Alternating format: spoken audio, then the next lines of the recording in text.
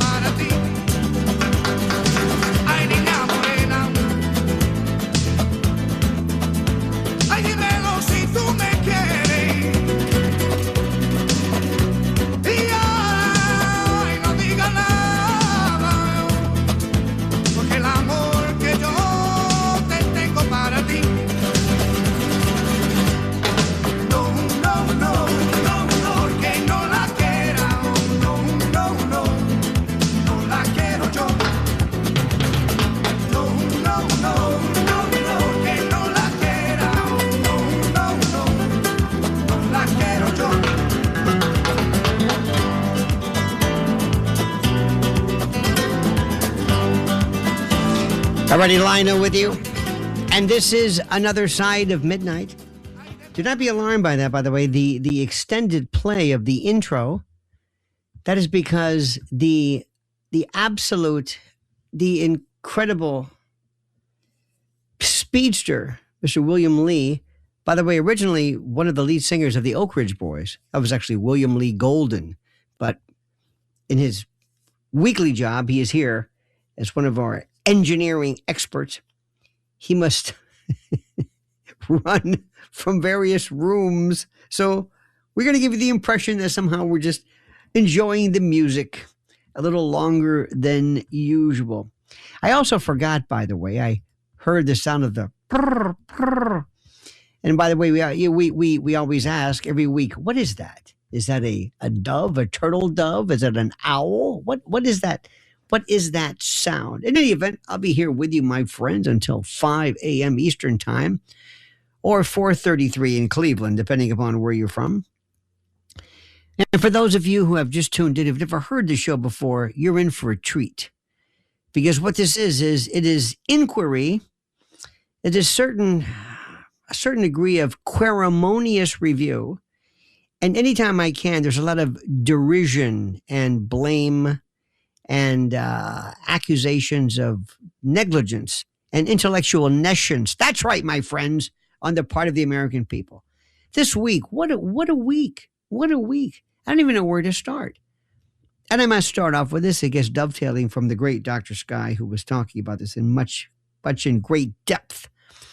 Anenton regarding the promise this week of perhaps information being revealed regarding one of the greatest mysteries of all time. Are we alone? And are we constantly being peppered and visited by things and critters, either from elsewhere or from various dimensions that we know nothing about? And you would think that the American people would be absolutely riveted by this. I mean, riveted to the point where they would say, we need to know more. We need to know more information. Please tell us more. They couldn't care less. They couldn't care less. One of my favorite stories, these tropes you hear all the time, is, wow, we got to be careful not to tell people what's going on, because if we do, by God, they'll charge the streets, screaming and yelling and havoc. Cry havoc and let's slip the dogs of war and nothing. Americans don't do anything. We are a society of torpor, of dare I say, insouciance, ennui, whatever, meh. I don't care. I'm thinking, you're kidding me. You don't find this interesting? No, no. Because when do they relegate deep discussions of this? That's right, overnight. That's right, overnight. The last bastion of any kind of serious discussion is always overnight. Well, let's put this on overnight. Not during the day. Oh, God, no, no, no. We're going to talk about the usual stuff that bores the living out of me. This is absolutely civilization scintillating. And there's no interest in that. I think that could be another subject. What happened with that? So one day we'll talk about that. Every time I think I'm thoroughly that my level of disgust with my fellow human beings has hit all new levels. Nope. Something else will kickstart it even more. And it's the thing which I want to explain to you. There's this I guess I want to tell people, do you kind of know what's going on? Do you recognize what's going on? The absolute, the nonsense? Here's one for you. Give you an example. We'll talk about this and others.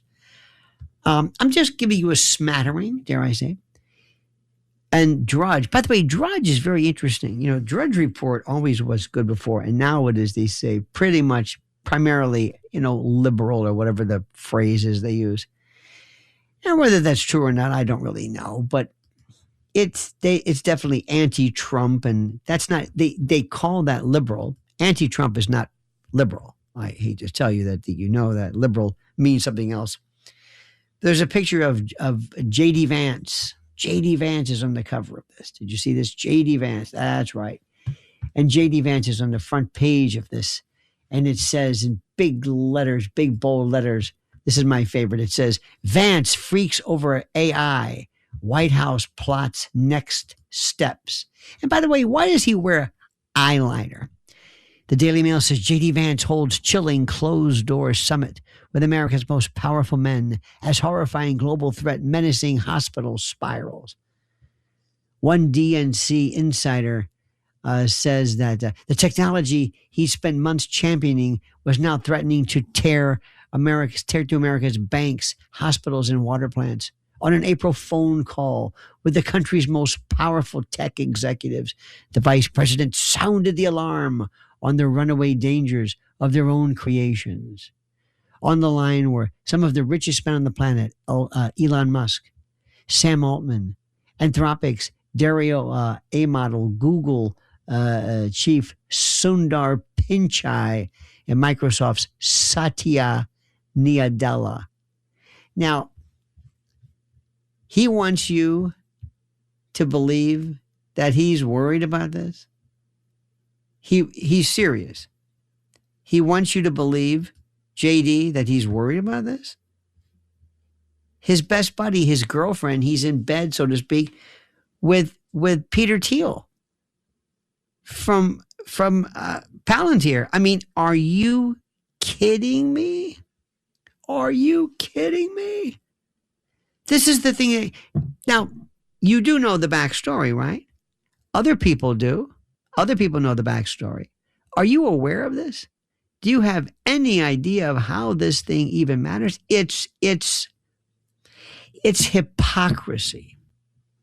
They're trying their best to do a couple of things. Number one, you see what happened was, before we get into this, Mr. Vance looked like a damn fool in Islamabad when he looked like the amanuensis, like the errand boy for President Trump and others. It didn't help when Bibi Netanyahu said, oh, by the way, yeah, they report to me and he reports to me. What? Meanwhile, Marco Rubio's sitting back, meeting with the Pope. And Marco Rubio's trying to rise to the top and trying to shelve JD. So somebody somewhere is saying, hey, what about JD? And President Trump's got to say, well, I've got to be nice both to Marco and to JD. So here, JD, I'll make it sound like you met with all these people concerned about AI. Come on. You just realize this? You needed this. See, it's one thing It's one thing for people to tell me, I mean, I'll play along with you. I'll play along with you. I understand this. But it's like, do they think that we really believe this stuff? And the answer is yes. They think we believe this. So what I'm trying to do is I want to tell you, yeah, we'll talk about the news.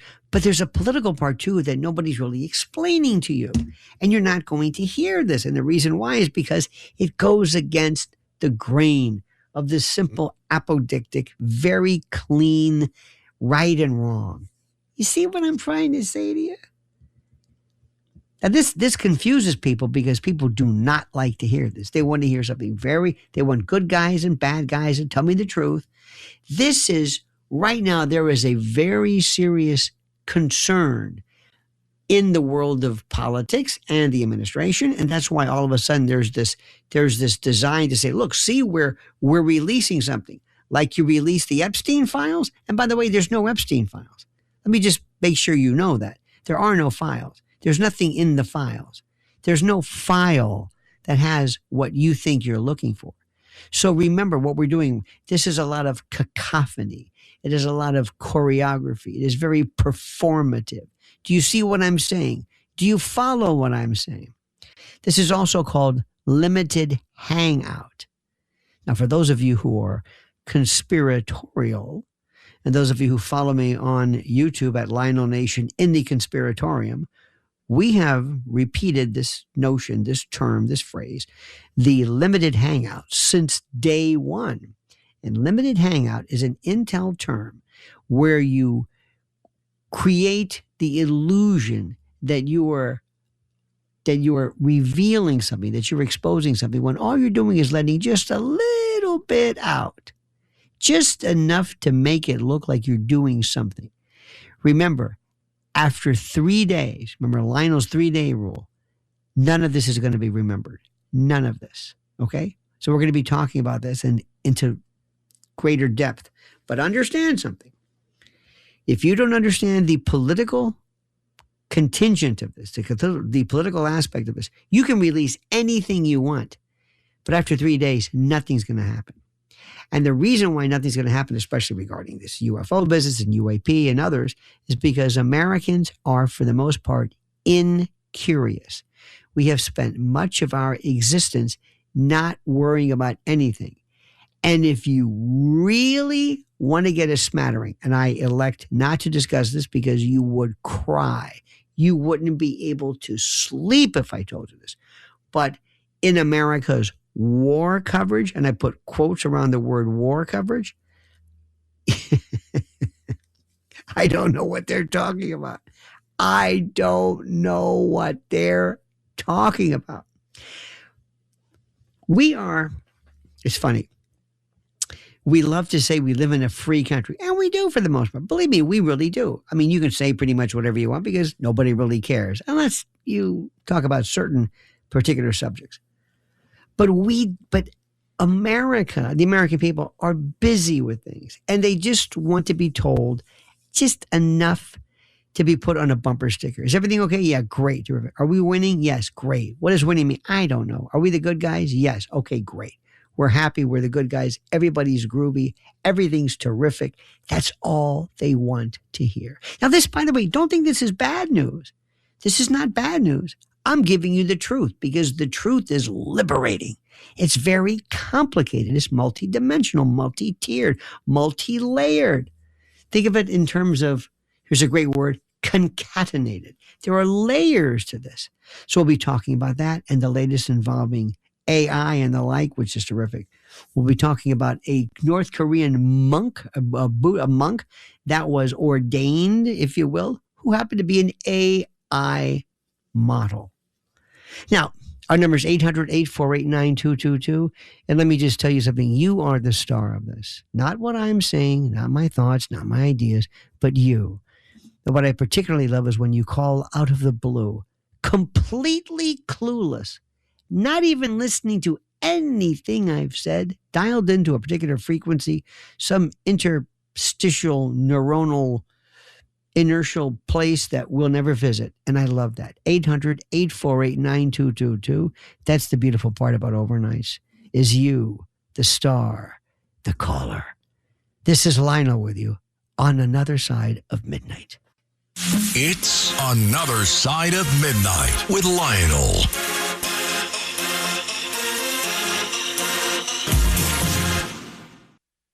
It's Another Side of Midnight with Lionel.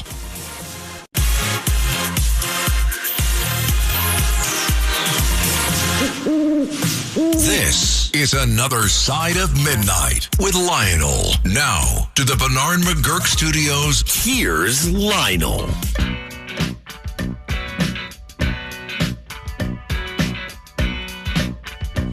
Oh, yes. From my not my childhood, I guess my high school or my college, I don't know. Anyway, Lionel with you. Still trying to figure out what that bird is. Ornithologists of the world, we're reaching out to you to find out what exactly is that. Is that a sapsucker? Is this supposed to be an owl, some hoot owl, a barn owl, or a turtle dove? We have no idea. My friends, our number is 800-848-9222. And as you know, the star of this, don't let anybody fool you. It's not me giving you some lecture on my thoughts or whatever. No, it's you. Especially when you have something under your saddle, a burr under your saddle, a bee in your bonnet, something you want to say that may have absolutely nothing to do with anything. And that's where we are the best. Let's go to the phones right now and start off our inaugural call today. It is Mike in Connecticut. Mike, you're on Another Side of Midnight with Lionel. L Train, your epigones are bench warmers. You leave this audience spellbound nightly, and I love it, and we love it.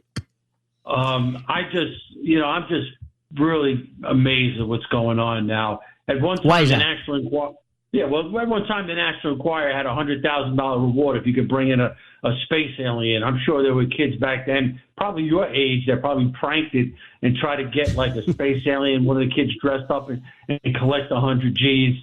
I mean, this is all nonsense. I mean, next month we know Trump will be going on a picnic with Sasquatch or Bigfoot. Excuse me, what is nonsense? What is nonsense, sir? The bread and circuses of space aliens and. You're saying they don't exist? The space aliens do not exist. We do not have any aliens inside America. They don't have them in Studio 51 or Area 51. Wait. You're saying we don't have we don't have space aliens inside Studio 51. Okay. And why do you say that, sir? Because, first of all, they have no ability to keep this a secret. It would be all out there. It would be all over the place. I know people are going to say, oh, yeah, they could keep secrets. No, they can't keep secrets. And yeah, they can. have no space aliens. No, they have no space aliens. Well, first of all, with all due respect, and I love you to death, you seem to be a nice man, but they're revealing this. There's no secrets being kept. What are you talking about? They're revealing this. They're revealing nothing. What secrets are you talking about? Aliens. Come on. No, let me go back to what you said. Now, work with me, Mike. You said, now, Mike, let's go back to what you said. You said there are no space aliens in Studio 51 because people can't keep secrets. I said they're not keeping secrets. They're revealing this. So let's go back. Why does that mean there are no space aliens?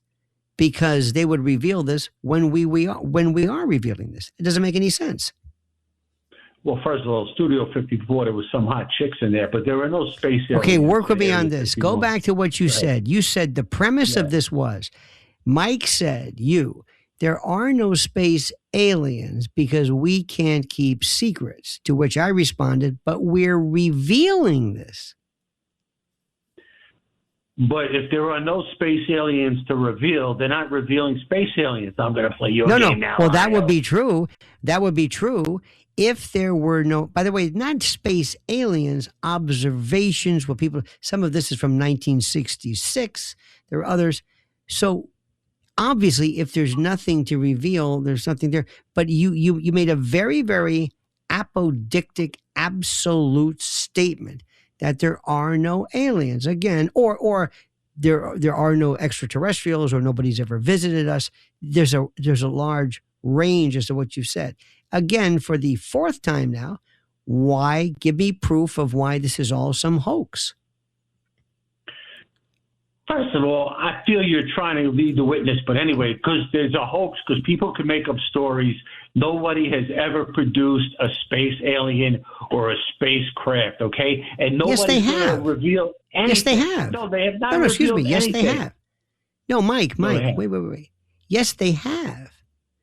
You're saying what? They haven't seen, you haven't seen it on the Ed Sullivan show years ago, or it's not on the 6 o'clock news? What do you mean? Where is it going to be revealed? Tell me. They have revealed it. Where would you like to have it revealed? They have not and cannot. I'm going to go along with this because there are no space aliens, Lionel. Okay, I'm sorry. Okay, to break your heart. you're saying I'm sorry. you're saying this. And again, in order to say they don't exist, and all of this talk is for naught. Last time, and I appreciate your call. Why do you say they don't exist? What's your proof they don't exist? What? Okay. See, this is what happens. A lot of people, and I know he's a good man. Look, he's a good man. He probably has a family. And as we speak right now, somebody says, "Oh my God, he's on the phone." Did somebody not? Is somebody not watching him? Is he on the phone again? This is where people just make statements and they say, "It doesn't exist." Why? I don't know. Stop it. Let's go back to the phones. I want to hear from you. Rick calling from someplace. We don't know where. It doesn't matter. Rick, you're on another side of midnight with Lionel.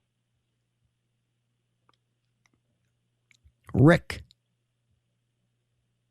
Or Rick once. Rick twice. Rick's not there anymore. Mike in Queens. You're on another side of midnight with Lionel. First of all, I'd like to say a great show. We love the UFO stuff. It's the perfect time for UFO stuff. And I want to say that... Why? Stop for a second. Stop. Why? Yeah. Why is this a perfect time? I think the night people... in the daytime, there's too many grown-ups. Everybody's got a suit on and their voice declension and all this grown-up stuff. And they won't talk about UFOs because they don't want their friends... Why is this not grown-up stuff? This is perhaps one of the most important stories of all. Why does... the umpteenth story on Zoran Mamdani or budgets. That's nice. That's nice. Very important. Guthrie. Why isn't this? You forgot Guthrie. The Guthrie-a-thon. Why isn't this? Why don't Americans? Why don't human beings just clamor for this story? I don't understand it. I don't understand the non-clamoration of UFOs. I mean, it's just absolutely. It's the most fascinating thing. In fact, I drive a cab at night. Okay, I love the show. So I saw a UFO thing. I don't know if it was UFO. At Kennedy Airport, there was a vertical, looked like a huge lava lamp. I'm not kidding. It was orange and black. And I'm driving a guy off at Rockaway Boulevard.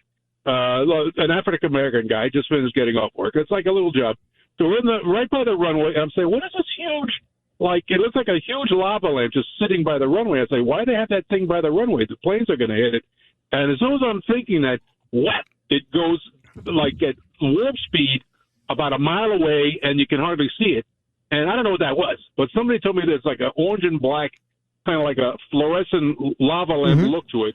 And other people have seen this crazy thing. So I don't know what that is, but it doesn't, and the other thing is, if these people have the technology to be extraterrestrial visitors, if they're visiting Earth, it's kind of like us bragging about visiting a worm farm. I mean, if they're a billion years ahead in technology, it's not like a big conquest for them.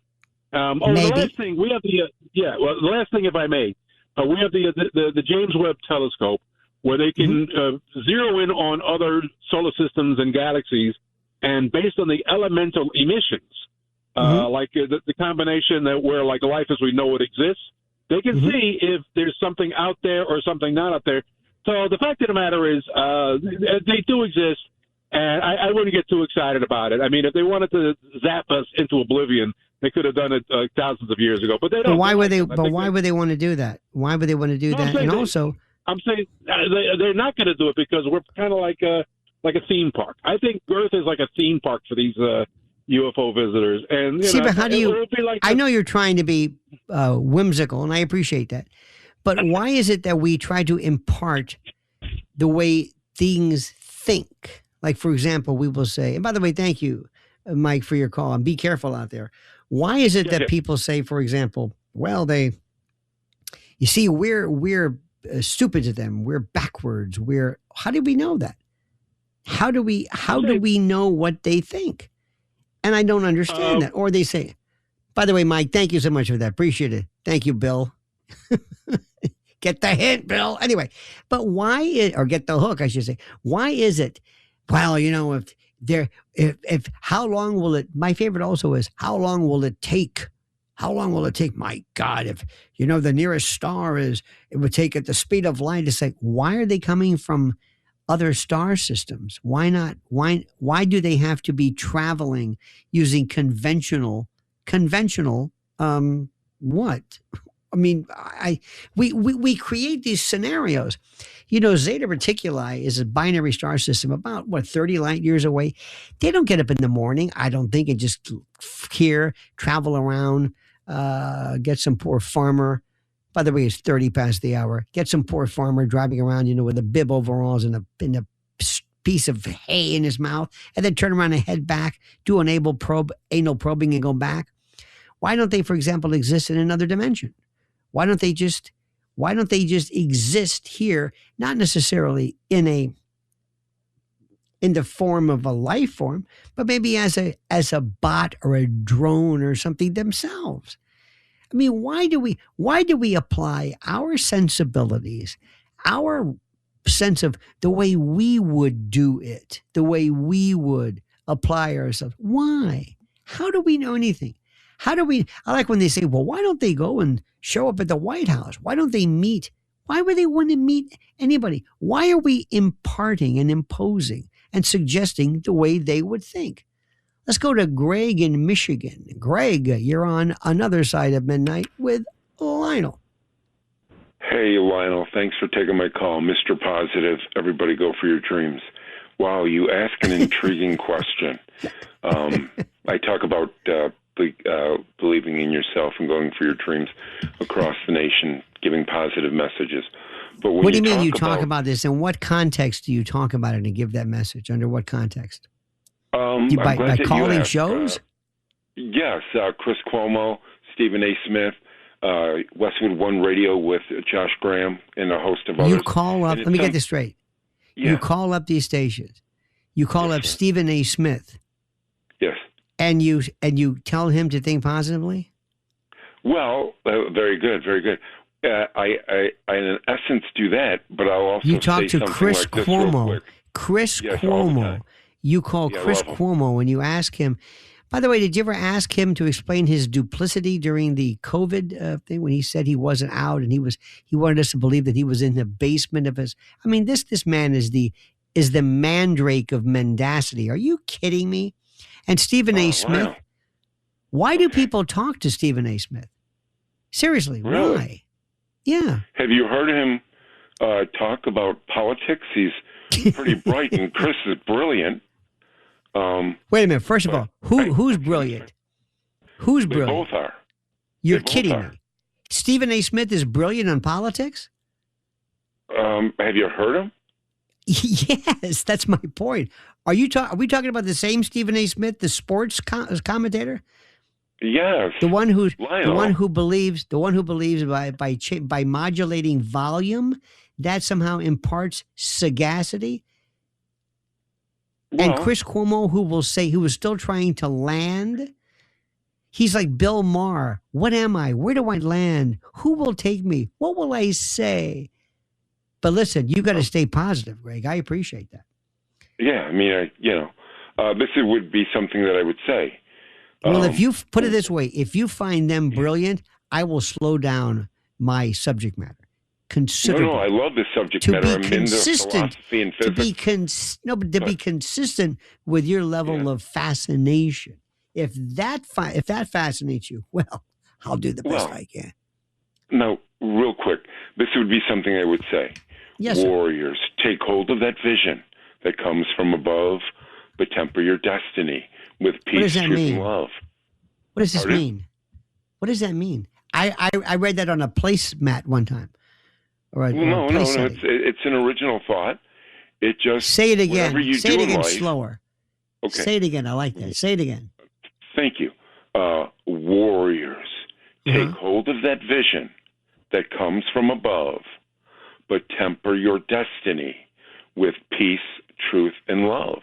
So my vision comes from above. It's not my own vision. It comes from above. What does that mean? It's more of a godlike spiritual. Oh, so it's not my vision. It's God's vision. So I'm just just a conduit for God? The light. Yes. And I'm a huge Elvis fan. Elvis is the greatest music icon the world has ever known. I debate people about Elvis. Yeah. Elvis. The singer. Don't Be Blue, Hound Dog. Elvis? Yes. Wow, Lionel. Oh my God. Elvis, Stephen A. Smith, and Chris Cuomo. Boy, you hit the trifecta with those. The hat trick. Well, thank Anybody you. else? How about Professor Irwin Corey? I think Professor Irwin Corey probably could wipe them all out were he alive in a debate. Lionel, can I ask you about UFOs and aliens? Because I definitely believe. Okay.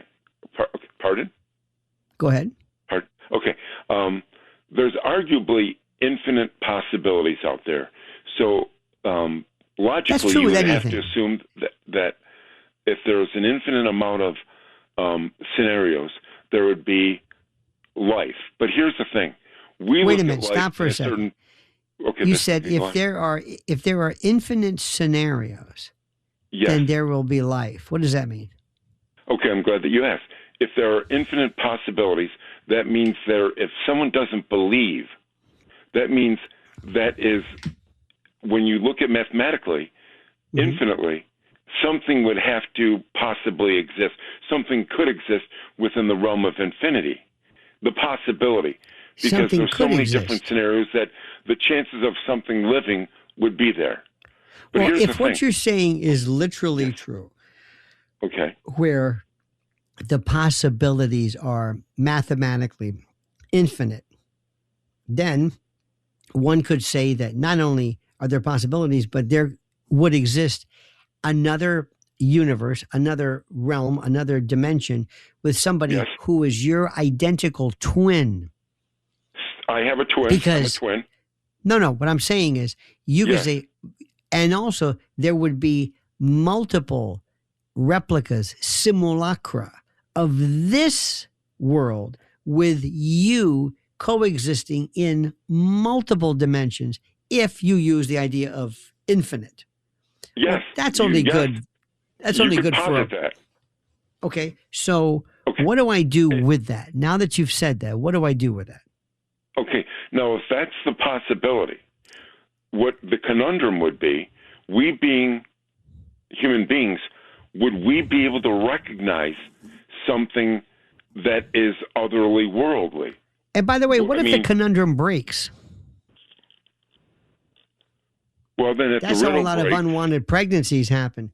Listen, I appreciate Greg. Thank you so much, my friend. I appreciate you calling. You have a great day.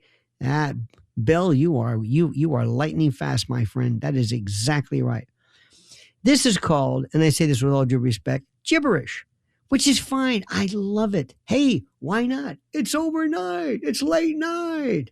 That's right. The cloaca, the grease trap of, of crazy talk. This should be the best talk and the most lucid speech. There are people right now, as we speak, call people working, people late, first responders, cops, policemen, people who were just degenerates, drug addicts, people walking around, wastrels, people, just the flotsam and jetsam of humanity, walking around like zombies and cyborgs, going through trash cans, looking for the next morsel, the next ort, scraping by. I love it. Let's go to Paul in England. Paul right now will have an English accent, so please, we don't have subtitles, but listen very carefully. Paul, welcome back, my friend. Well, good morning, Lionel. How are you today? Yes, regarding this, do you believe in ghosts, Lionel? Ghosts?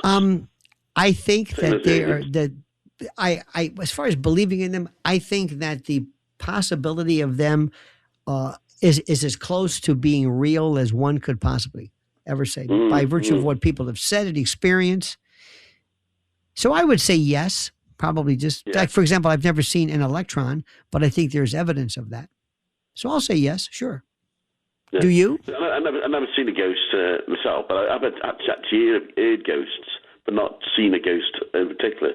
But I've heard ghosts, and I think it exists. Ghosts do, not just about aliens, but I think ghosts do exist. I reckon. Now, Paul, let me say something. What if I were a ghost and I said, Paul, you can't see me.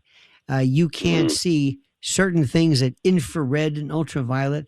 I may be at a frequency not within the visual spectrum. So to see it, some things you can't see. You know, the biggest life mass on the planet is fungi and things underneath the mycelium or whatever you want to call it. Things that you will never see. The microscopic and so. Not seeing something doesn't really mean anything in the realm of stuff. Probably doesn't know. No. For example, you've never seen death, but you've seen dead people. Big difference. Yeah, maybe. Go ahead, sir. Yeah.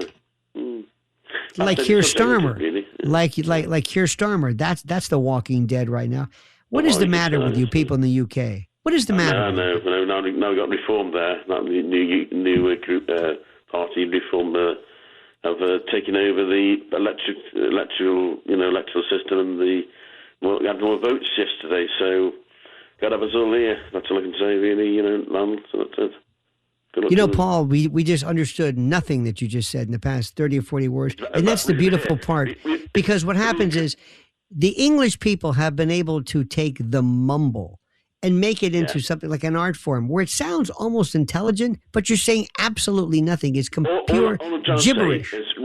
Reform a political new group. That's what I can say. A new party, political party, and they're taking over. Paul, I'm kidding you. I'm busting your chops. I know. Yeah. Yeah. Only you can say, I say, spit it out. What are you doing? Whatever you're chewing, spit it out and speak English, for God's sakes. Speak English, of course, yeah. Let me ask you something, Paul. Whereabouts in England are you? Well, I live in Stoke-on-Trent, England, Staffordshire, Potteries. See, I have no idea what you're saying. Stuff and scent. What? Where was the first part? Where were you from? What? Staffordshire. See? Staffordshire. I have no. It sounds like plates hitting the ground. I have no idea what you're saying. Say it again slowly. Say it again. Staffordshire. Oh, Staffordshire. Okay. Or as we say, Staffordshire. That's like Worcestershire. Okay. Staffordshire. And where is Staffordshire? Is it the north, south? It's West Midlands. Oh, Midlands. I know that. I know Midlands. What about, is it anywhere near my favorite place, which I want to go, is Newcastle. I want to speak to my friend, the Geordies. I think they're the greatest. That is my favorite. Yeah, Newcastle. Newcastle. Yeah. The greatest style ever. I would love to have a debate between Stephen A. Smith and a Geordie and just watch this. Just watch the magic. Yeah, I know. Yeah. Well, Paul, I'm going to thank you for this. Even though we didn't understand a word you said, it's the thought that counts. There's an energy and a goodness that you exude, even though it is completely and totally incomprehensible to most of us. But that should not get in the way of our mutual respect. We love the Brits. You're a good now. Are you a Brit, a Briton, a Britisher, an Englishman? What do you consider yourself? What is a correct word? Okay, he's gone. I'm just going to pretend like he's there. Right now, as we speak, our good friend Bill Lee is just scratching his head, not understanding a word he said. Don't worry, Bill. You're not alone. But I'll tell you what, I'd rather listen to him than Stephen A. Smith. A couple of things, too, I wanted to bring to your attention, which I think are critical. By the way, let's go. This is so interesting. From our friend in the UK to Pete on Staten Island. Get a load of this. Pete, you're on another side of midnight with Lionel. Hey, Lionel. I say, old chap, how are you? Would you have a broker? I figured I'd do a little accent. I love that man's accent. I love him. Is that an accent, Pete? I thought you had a mild stroke just now. I do. I had a couple of them, When are you going to be at the cutting room or somewhere local? I'm dying to see you. It was such an entertaining show. Pete, I will let you know, and you will be the first one to know. What's on your mind tonight, Pete? What's on my mind? What's going on with the thing? I thought that the president was going to speak on the UFOs and stuff, and he didn't. And, but I was at WABC, and I pretty much got the drift on it. They pretty much explained everything earlier on the shows, and you were explaining things. And where can I go? Listen, it comes down to this. By the way, Pete, I appreciate your call. It was soothing. It was most comprehensive, equally unintelligible, but nonetheless of good intent. The president wants to do everything he can right now to try to get back. He wants to undo so much stuff he is involved in. He is thinking every day, how do I get out of this? Maybe, you know what? How about some UFO? That's good. Release some file. How about the JFK files? I love these files they're talking about. What are these files? There's no files. I love this thing called the files, which are fascinating. Now, another thing too was, this is the most important thing, and I want you to answer this question for me. Is there anybody going to San Antonio? I'm sorry, it's an old country song. Is there anybody who actually believes or is not completely disgusted by the fact that they released a, quote, suicide note from Epstein? Are you kidding me? They must think we're retarded, okay? I'm sorry to say that. Maybe there's a different word. Maybe there's some other way. Are you kidding me? From Tartaglione? You see, I talk to people. See, I know a lot of people in the business, friends of mine in the media business, friends of mine who are on various levels of. And I said, Tartaglione? Huh? Remember this is his cellmate, yeah? Remember what he did? Huh? What? He has the suicide note? You think is there anybody within 1,000 miles of me who thinks that Epstein committed suicide? Are you kidding me? You're insulting me. Maybe Stephen A. Smith should weigh in on this one. I mean, are you kidding me? Shattered hyoid bone, shattered, fractured thyroid cartilage. The great Michael Baden absolutely, positively said, there it is. You don't get this from suspension ligature. You get this from homicide, strangulation.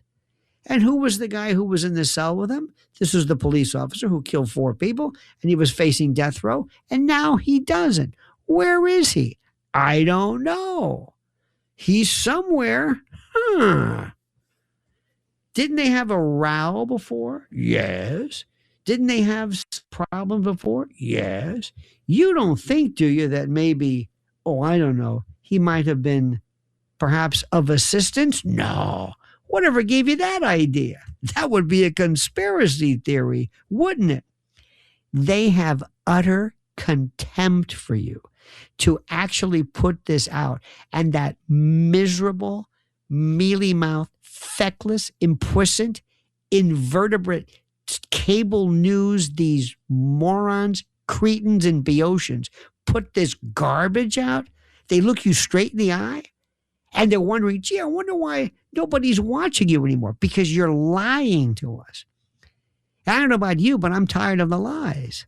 And if you're tired of the lies, you'll join me right here, 800-848-9222. I mean, when we come back, I'm going to explain a little bit more about this Epstein business and how you should be absolutely disgusted beyond belief. This is Lionel with you on Another Side of Midnight. Who was on crack? All night long. This is Another Side of Midnight with Lionel.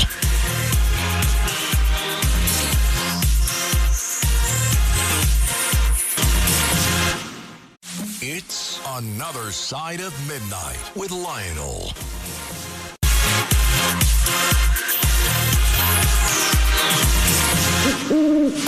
This is Another Side of Midnight with Lionel. Now, to the Bernard McGurk Studios, here's Lionel.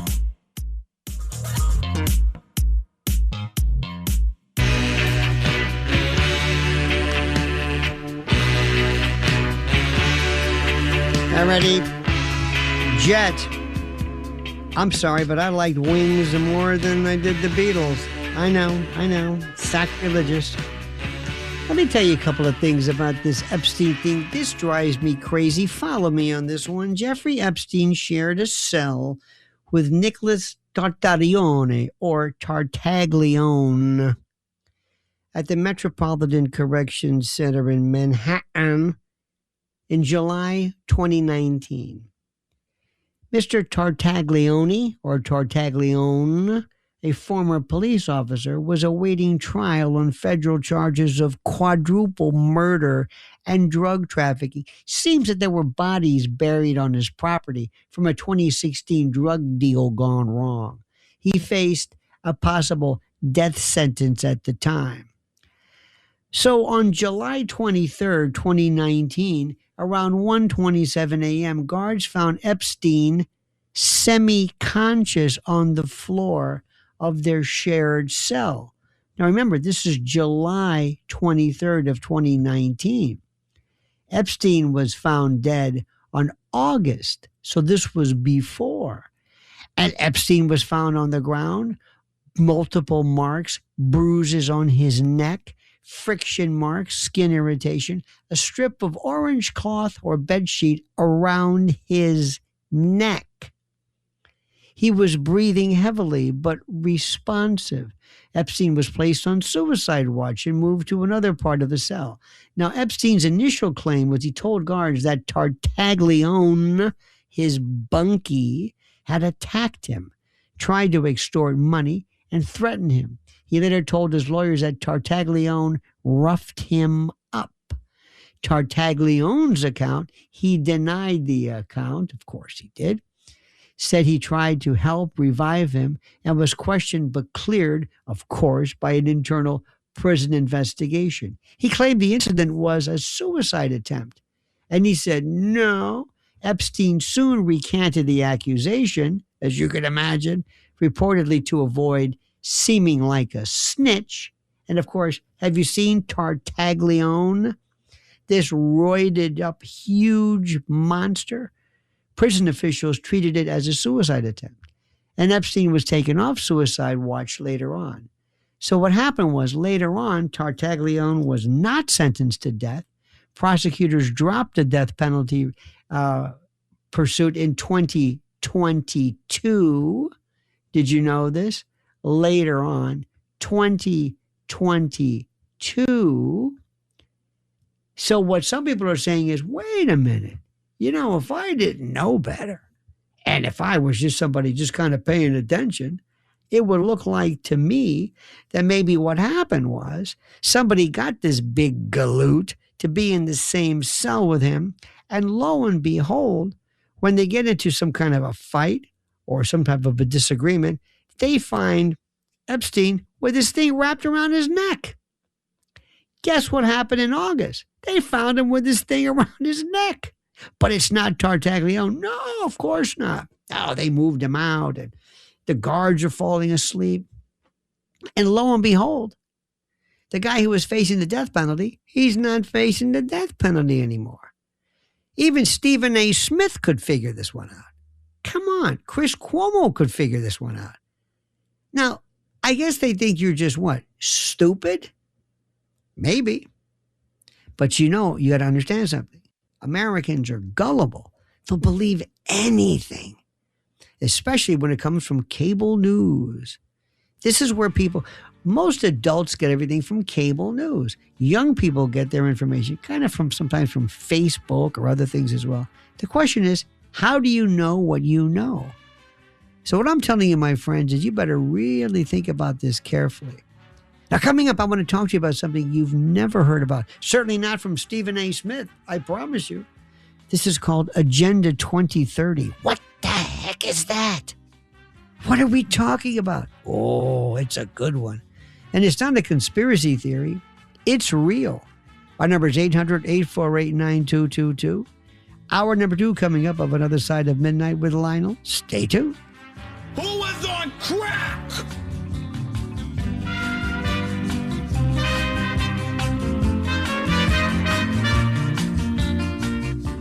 It's Another Side of Midnight with Lionel.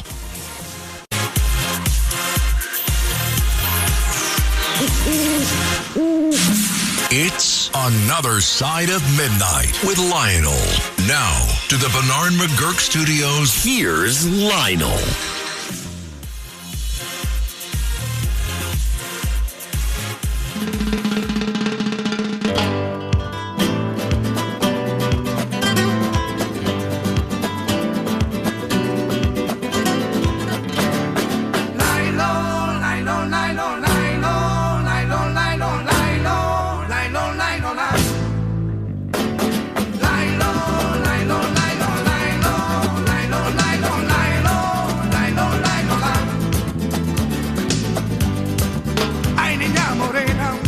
Alrighty, Lionel with you, and this is hour number 2 of Another Side of Midnight. 800-848-9222. By the way, if you take the first sound of our theme song, Niña Morena from the Gypsy Kings, it sounds like the sound that Fred Flintstone made before he would take off in his car. Now, for those of you who don't remember this, I want to check with your parents. There was a certain sound that Flintstone made. Ah, yes, Fred Flintstone. And by the way, what did Barney Rubble do for a living? True story. Years ago, when I was doing talk radio, when I first started off in Tampa, years ago in the, I guess in the early 90s, yeah, something like that. I was doing afternoon drive and just having a gay old time, as they say, as Fred would say. Before gay meant something completely different. And the last call of the day, there was this like one call that was just, I don't know, blinking, and I had some time. I figured, what the heck? So I took it, and one guy called up. He says, I don't know how important this is. He goes, no, it's okay. Nah, it probably is unimportant. I said, of course it's important, sir. If you think it's important, I think it's important. What's your question? He says, well, again, this is nuts, but what did Barney Rubble do for a living? I said, well, I don't know. Did he work with Fred or no? He says, well, they go to work together in the morning. And he gave this incredibly lucid, these thoughts about, they would share a ride in the morning, but it seemed like he was dropping Barney off somewhere. And there was Mr. Slate, and he went through this very well-reasoned belief, or at least bases for his indecision or what have you. I thought nothing of it. The next day, I come back to do the regular shift in the afternoon, and before we even start, the phones are already blinking. And I thought, was there a show before us here? He says, nope. I said, I haven't said anything. Why are the phones blinking? So I went to the first line. He goes, yeah, do you ever find out what Barney Rubble did for a living? I said, what are you talking about? And I forgot. I said, oh, yeah, that call. I said, I don't know. Next call. I think they work together. I said, listen, I said, I came in here with some serious things to discuss. We're not going to talk about Barney Rubble. We did, I think the entire hour or whatever it was, people were fascinated by this subject. So one day we happened to figure, because they were driving us nuts with this Barney Rubble stuff. So lo and behold, out of nowhere, we said, let's call Hanna-Barbera. And we did. And we got somebody there, some guy there. And what happened was, there was this guy we talked to. He says, that is the number one most favorite or asked question of them all. He says, and we don't know. But the answer was, to make a long story short, they worked together at the quarry. And that was... Bill Lee is so good. So good. That, of course, was the original Fred Flintstone of Alan Reed. Later on, the second Fred Flintstone, no good. The first Barney Rubble was, of course, Mel Blanc. The first Betty was B. Benaderet. Remember that? Kate on the Petticoat Junction. See, this meant a lot to me. Remember Rockery Hudpeck? There were all of these Dash Rip Rock, all these great rock themes. Here's one for you. What was the name of the movie?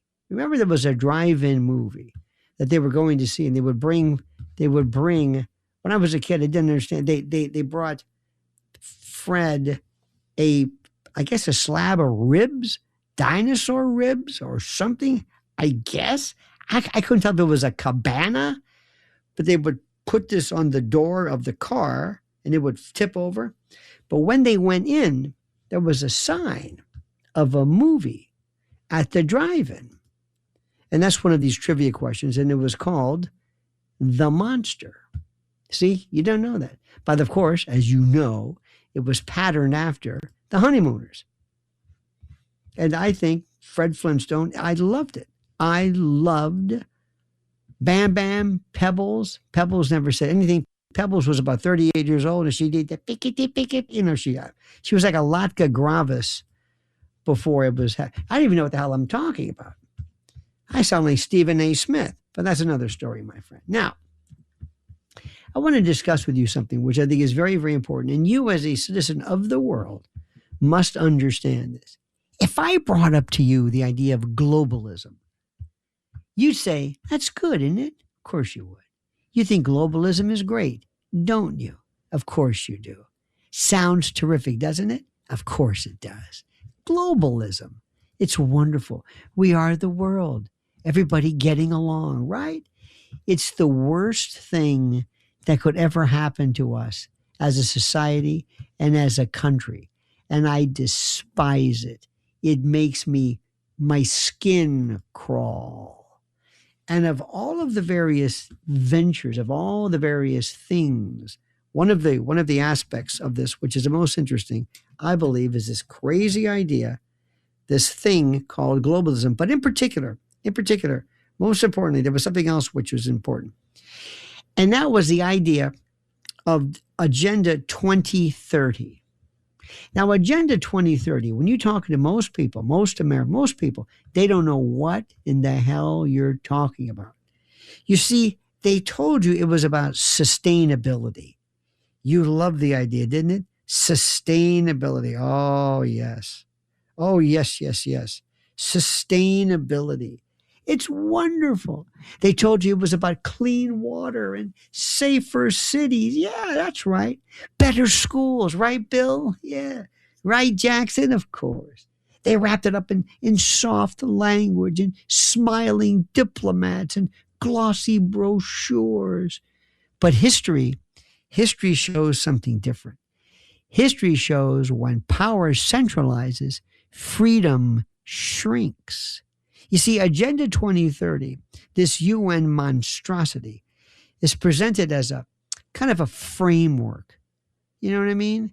But the real story is the direction we're moving. You see, systems as we speak are merging.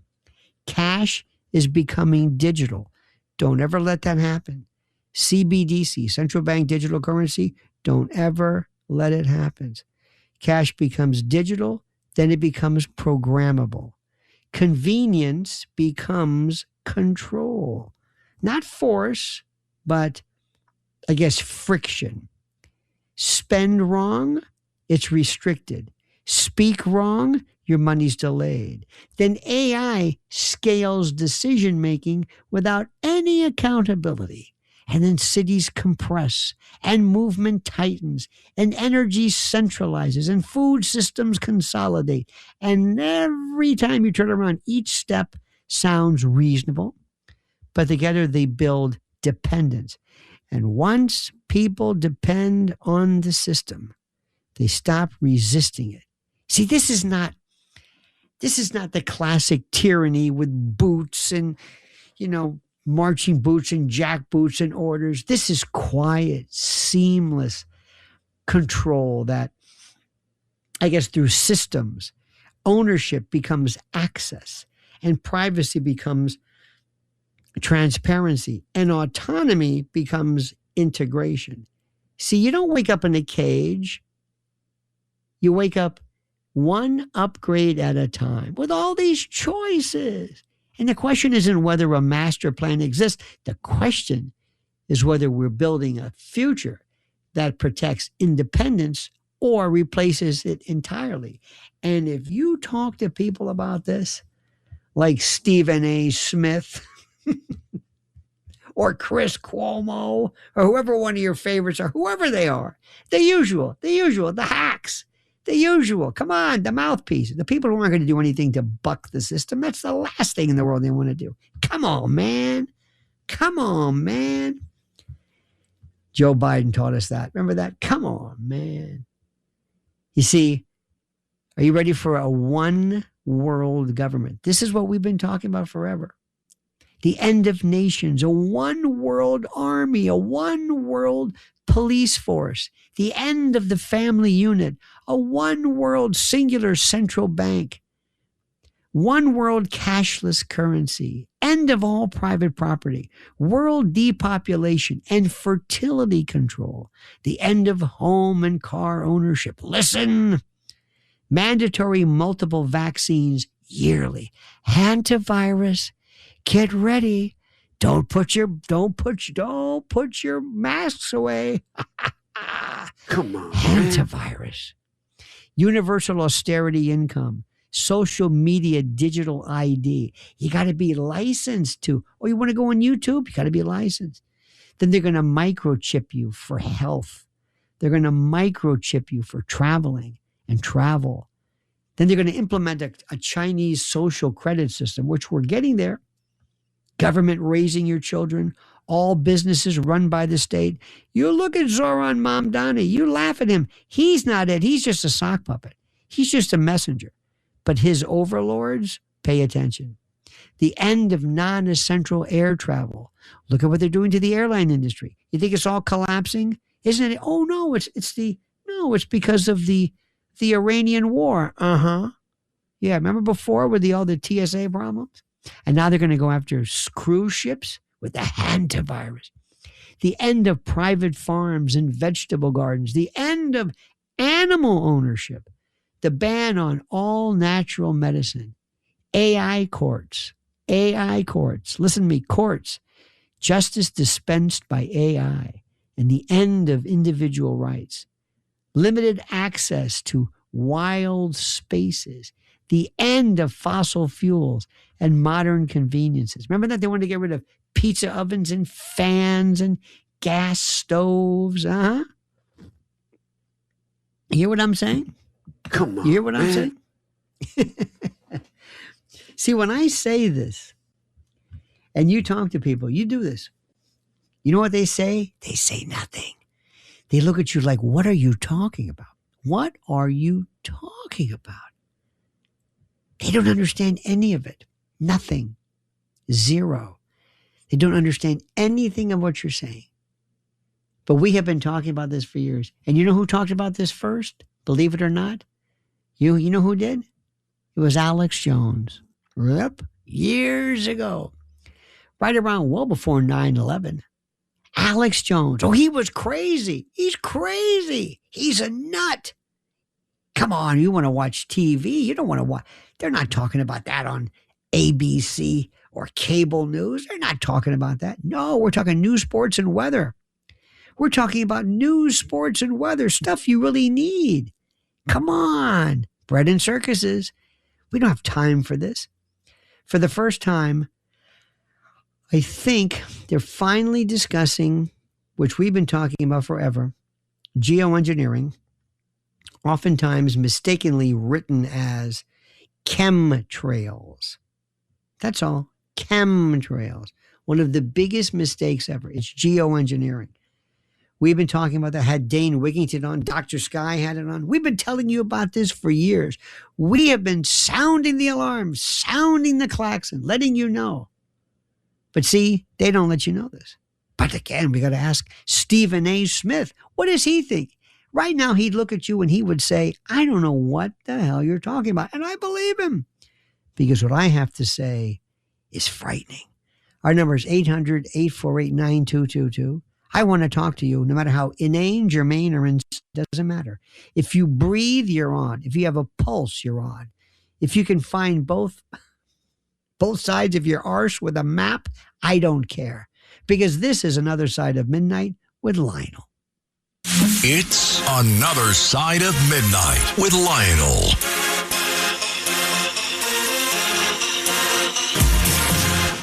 Association and the Ad Council.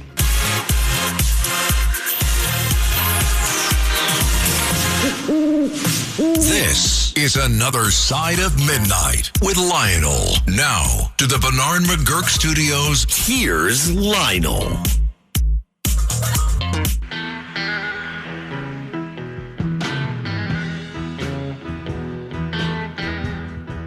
I'm a steamroller, baby. Oh, come on. I'm bound to roll all over you. I know Elvis was important. I know it. I just don't. I do like his song he wrote, Promised Land, that he wrote about Norfolk, Virginia, whatever. I don't remember the words, but it's very, very good. And I understand. Yes, I understand. Sun Records. Yes, I know, but I just don't. One of those things. Our number is 800-848-9222. My friends, we're talking about so many things that, of course, most people do not want to talk about because, as you know, I hate to say it, and I say this with love. America's walking around with their head in a cloud and up there. Let's go back to the phones and back to what I call fun. Let's go to Becky in a magical, mythical place called Brooklyn. Becky, you're on Another Side of Midnight with Lionel. Becky? My name is Roberta, and I'm from Brooklyn. Is this who you want to talk to? All right, Lionel, yes, listen Roberta. to me. Roberta, I'm ashamed to admit this, but yes, I ahead, missed the first hour and a half of your show. So Don't I worry about usually it. learn something when I listen Don't to worry. your show. I'm 84 years old, and it's time for me to keep learning stuff. So I woke why did you miss it? What were you asleep? I was. I hate to admit this, but I was. So I figured I would wait to find out what sort of, from the callers or whatever, what the From theme the of the show callers? was. From the caller? What are you talking about? Exactly. Wait a minute. So I figured I would try to find out what the theme of the show was so I could learn There is no something. theme. Becky, So Roberta, Wait a minute. Yes. tell There's no me theme. Tell me what is on your mind. Forget the Well, theme. my mind is that I didn't learn anything. No, I should say this. What You I were did asleep. learn tonight, I listened to 5 or 6 or 7 of your callers, Mm-hmm. and I gathered that the theme of that show that people were talking about was gibberish. Now, I don't know how to speak gibberish, so I kept listening, and all I got was more gibberish. So if that's going to be a theme, maybe you could announce what tonight's theme is, because No. I have to have something to contribute with the other old people that I talk to the conversation. You're contributing now, being yourself. No, but when I talk to them, I have to sound intelligent, which is why I listen Stop to your it. show. Sounding And intelligent has I don't nothing want to to do. listen to them constantly talking about which body part hurt when they woke up this morning. I know. So, being that I can't speak gibberish, which I am terribly ashamed to admit that I can't, I just want to know who the hell is Stephen A. Smith. Could you answer that? I never heard That's the question I want to know myself. Let me ask you something more important. What I want to know. Every now and then somebody will come out of the woodwork and they'll say, oh, here's somebody interesting. And normally it's somebody who is either amusing or loud or famous or known for something else. And the last thing that even matters is, are they saying anything of note? Do they know anything? That's not even on the radar.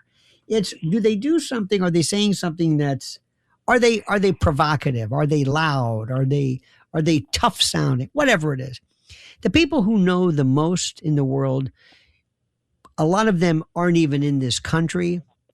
The people that, see, you got to understand something, Roberta, the people that really are the most important, that really we should be talking to, how do I say this?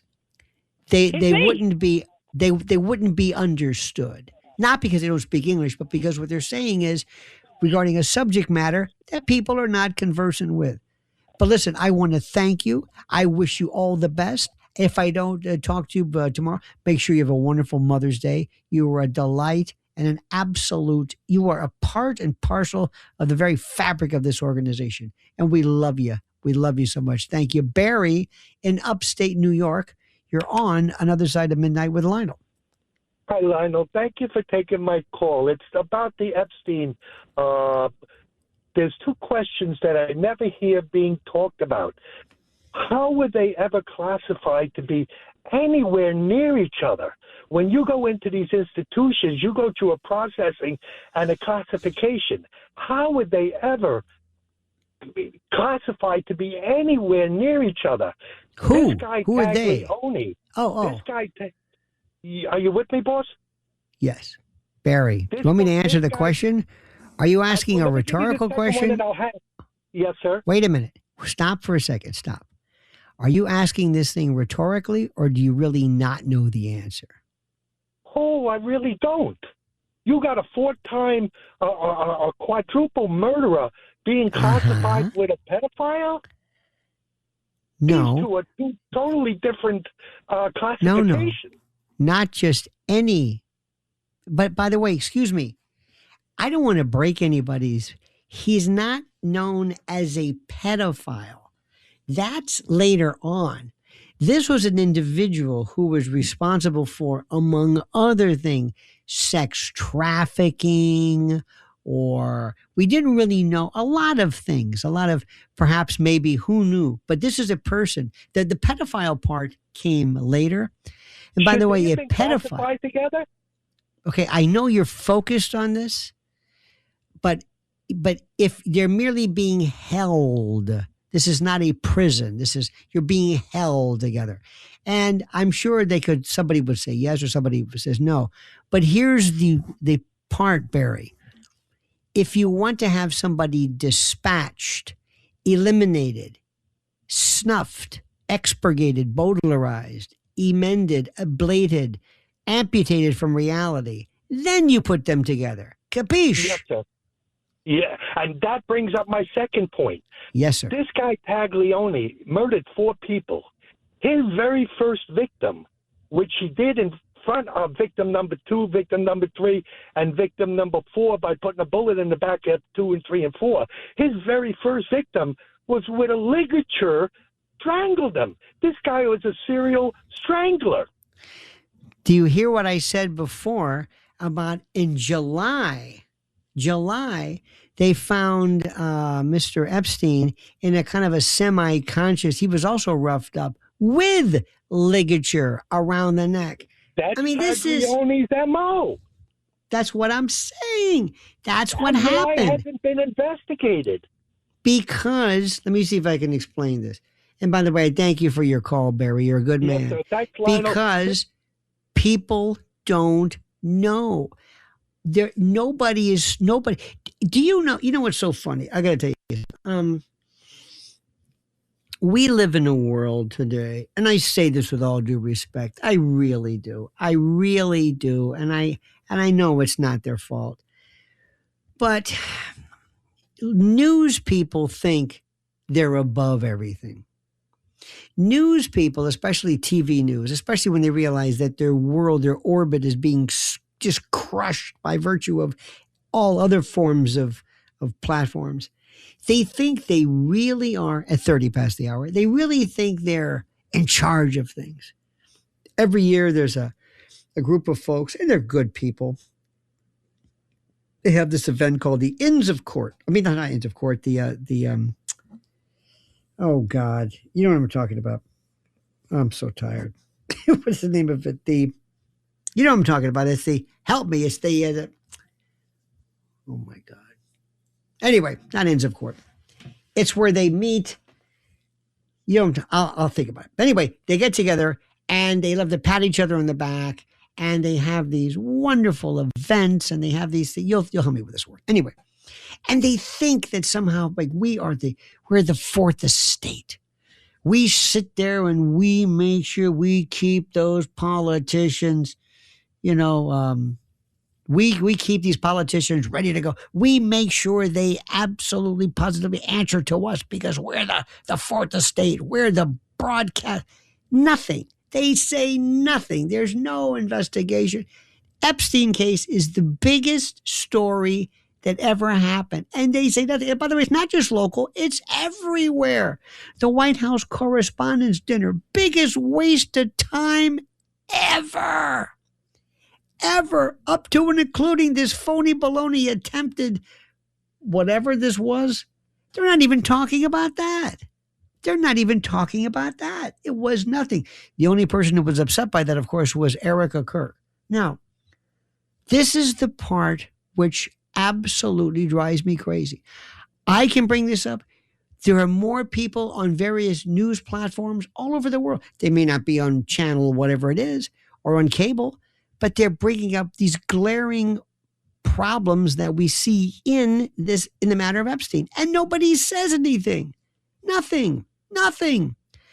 This individual who supposedly went to this event, who had a shotgun and broke through, nothing about that. It's forgotten. Do you hear what I'm saying? The second, third attempt, perhaps theoretically, assassination attempt against a president? Like nothing happened. Anyway, let's go back to the phones. John in Queens. John, you're on another side of midnight with Lionel. Yeah, I'd like to talk to you about UFO. Sure. Is that true about UFO, what they say? Is what true, sir? About the UFO. What about the UFO? If it's true. Is what true? About UFO, if it's true that it was on Mars. A UFO on Mars? Yeah, they were talking about it. Well, it's. I don't know how to. I don't know what you mean in particular. If it's true, there is a cache of documents that we're talking about being released regarding a host of stories, pictures, videos of contact with various UFOs and UAPs. It's a lot of things. Mm-hmm. Yeah, that's what I wanted to know about. Well, what do you think about it? Let me ask you something. What do you think about it, sir? I don't know if it's true. Well, aside from that, what do you think? I don't really know. Do you believe there are, by the way, the Inner Circle? Thank you. I've been trying to think of the name of this event every year that these poor people get together. It's like 12 hours of these bad skits. And anyway, let me ask you something. Do you believe UFOs exist? I don't know. It's hard to say. Okay, John, thank you so much, my friend. What a most insightful. But he's honest. He was honest. Didn't know anything. That's okay. Probably knows more than most people.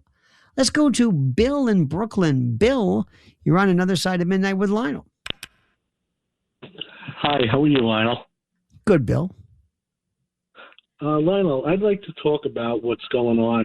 Well, they try to use people's laziness with credit cards and things of that nature so they could track you, and people fall right in line with their laziness by pulling out a card instead of cash or whatever. And that's the first form of tracking, and that's what the Chinese do.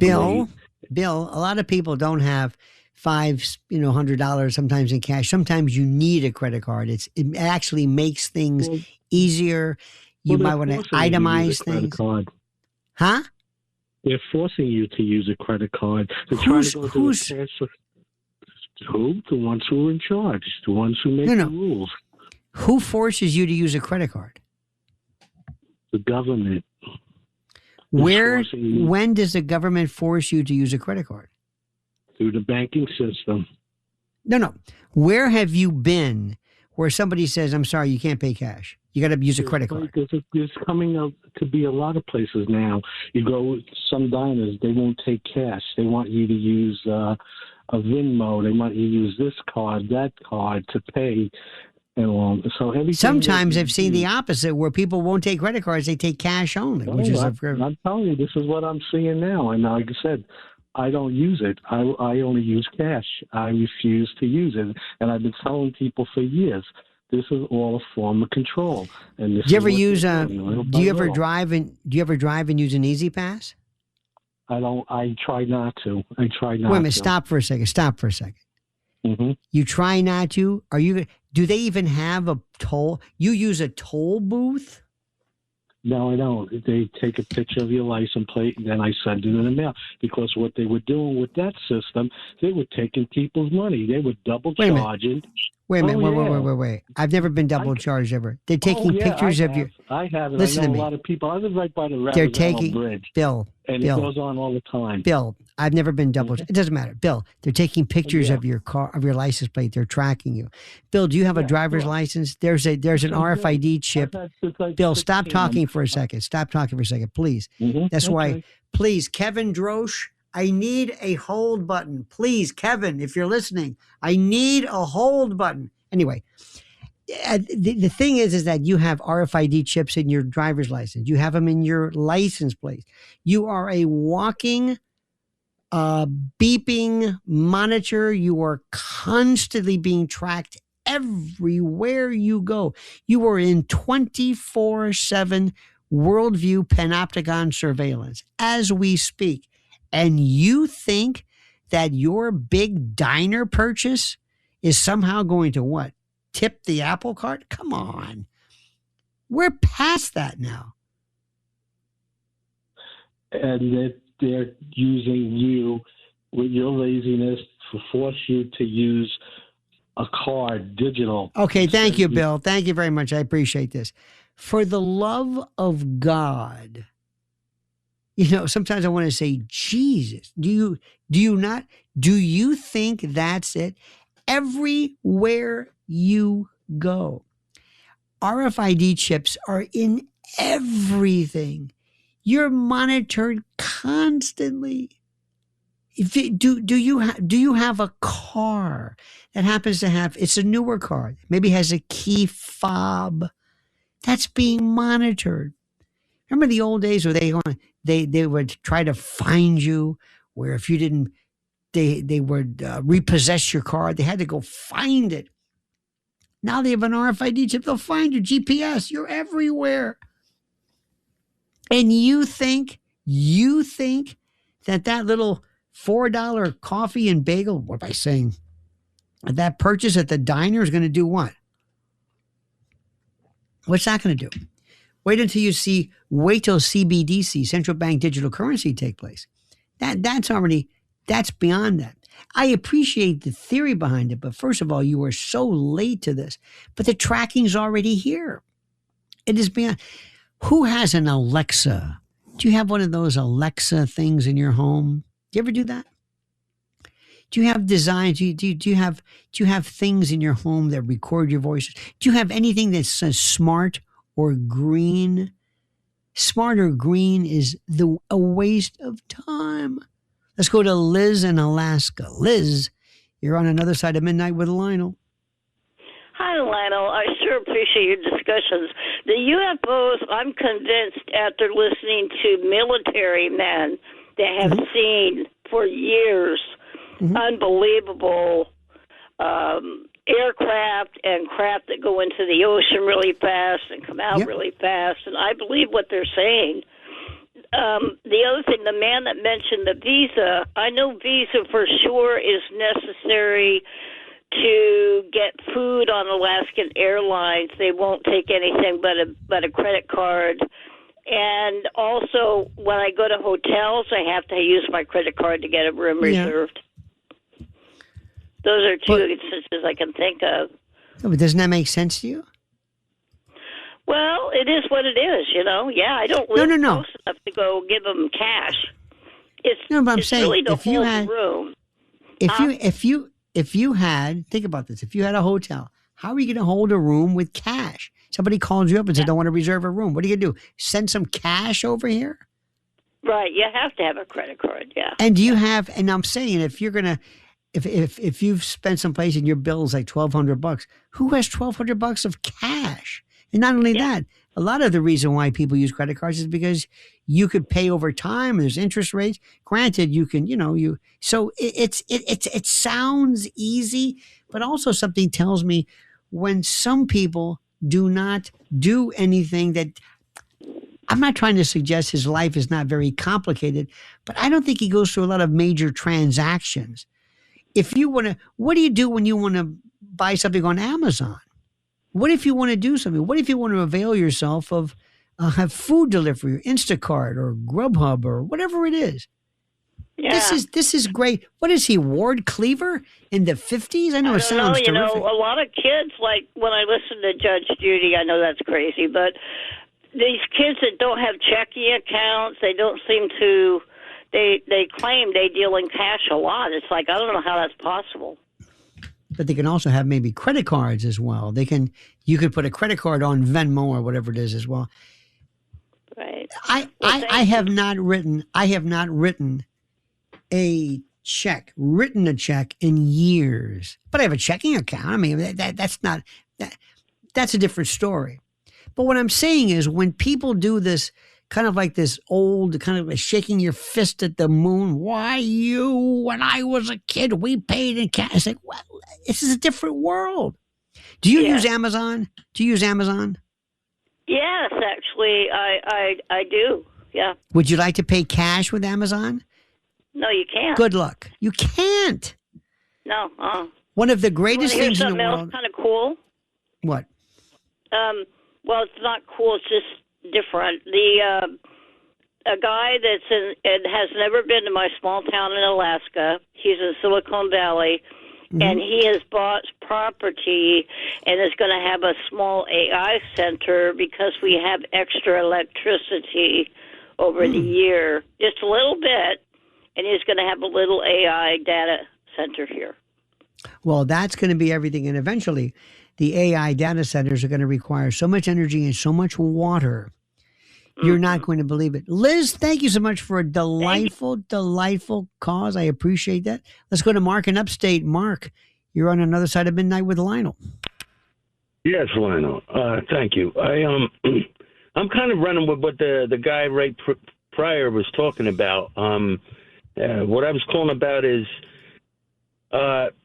you were talking about globalism, and you rattled off about 50 things, very poignant. And what I'm saying is, though, you're not going to tip the apple cart by resisting, but there's sometimes I do it.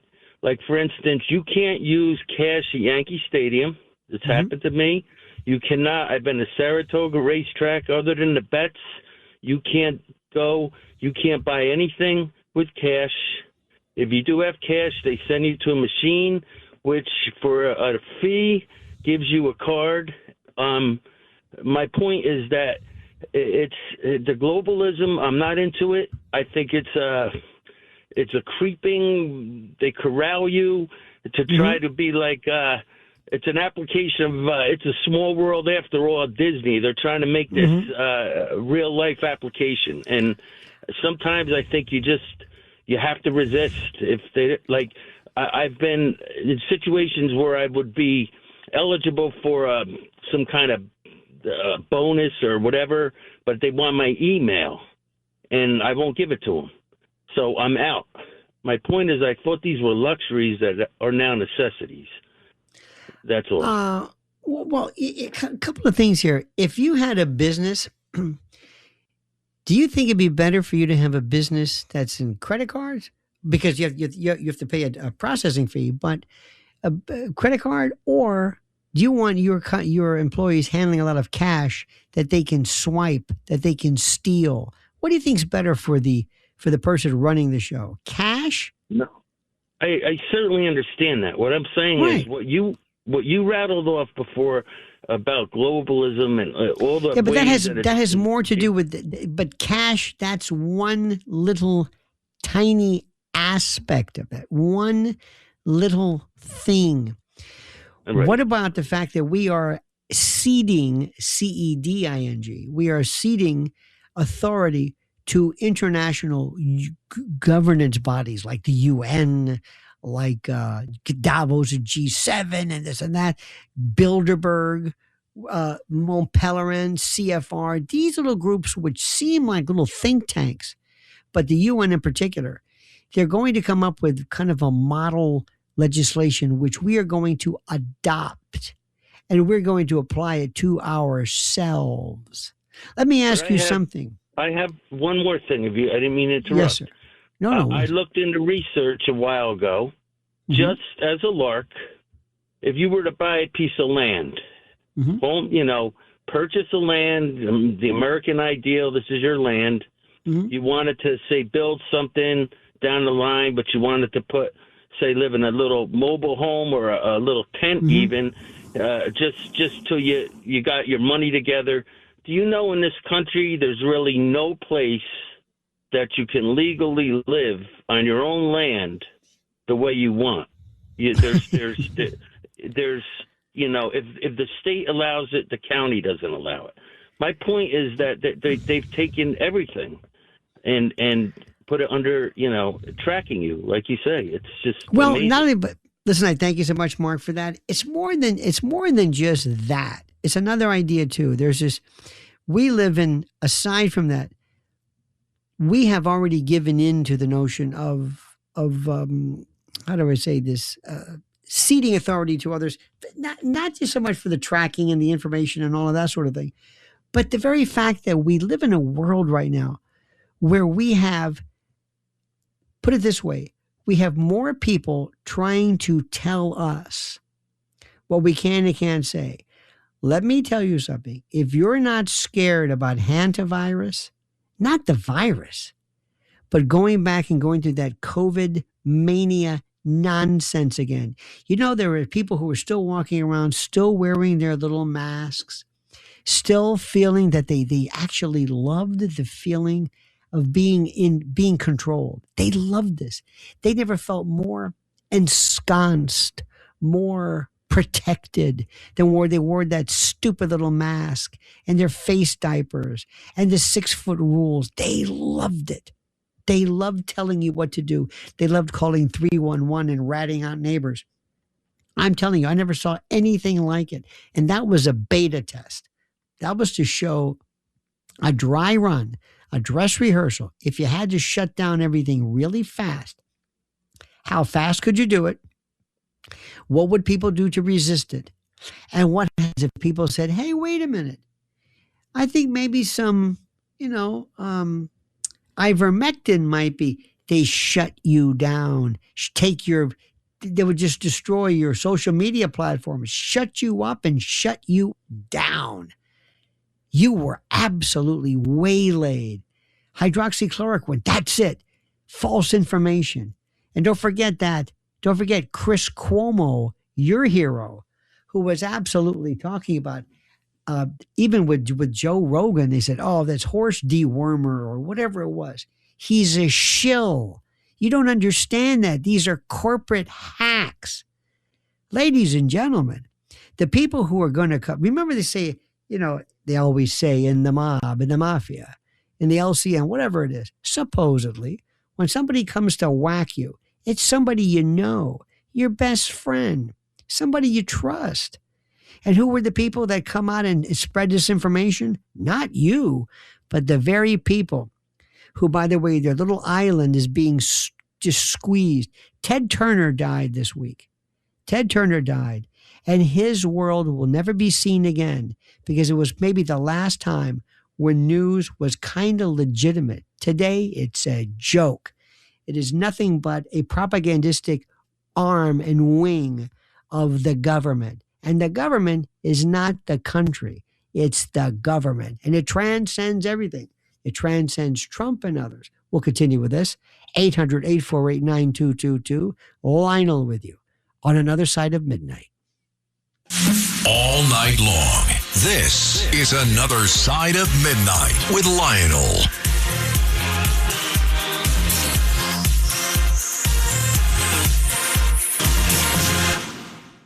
It's Another Side of Midnight with Lionel.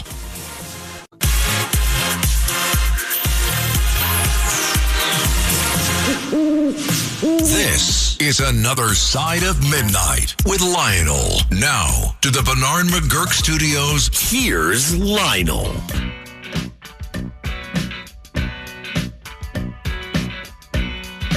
Alrighty, Lionel with you. 800-848-9222. The only thing that will liberate you is education. The only thing. And the only thing that liberates a society is education, specifically knowing the truth. See, we live in the world where we still think in good guys and bad guys. We live in a world where only in America do we have civilization, do we think, do we have families, where we're smart, where we know what's going on, it doesn't work like that. And we're told you could be told tomorrow, if I said to you, Algeria, you're going to hate Algeria. Why? You just will. In 3 days, you will hate Algeria. You will want to bomb Algeria. You will want to, and you won't even know why. You won't know why, but everybody around you says, okay, all right. If that's what it is, those people, don't forget, because remember, if Algeria gets a bomb, hey, you're right about that. Remember after 9/11, didn't we learn anything? Remember this? Remember Condoleezza Rice said, the smoking gun could be a mushroom cloud. Remember that? Better to fight them there than here. They hate our freedom. Remember this crap they told you after 9/11? Remember that?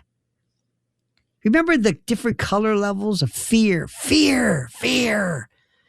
Remember that Jose Padilla, this guy that we nabbed he's born in Brooklyn. He was an American citizen. We called him an enemy combatant. We threw everything, the Patriot Act. Oh, this was incredible. 9/11, we went crazy, lunatic crazy. And then somebody said, hey, wait a minute. What happened to Building 7? What? Building 7.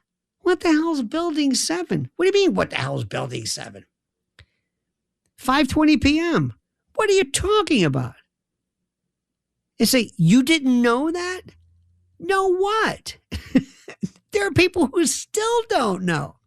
And they always tell you, never forget. Never forget. There's a picture I put up every year. The two beams of light that go up, meaning the Twin Towers. My photo has 3 beams of light, and one is Building 7. That just fell miraculously. Miraculously. It's where all of this stuff was. I remember, who was it? Even Rudy Giuliani. By the way, good to see Rudy. I hope he's doing better. But he said something like, the building was going to fall. The building was going to fall. Buildings don't. Why would it fall? This is the most structurally sound thing it was. Well, the debris. This thing is ready to take winds you can't even imagine. What debris? How can you knock? And it implodes. It falls on its footprint. How does that happen? Don't ask any questions. What are you getting at? Don't you understand? It's carpet fires. Carpet fires? Look at this. This is falling in free fall. You have to have absolute non-resistance.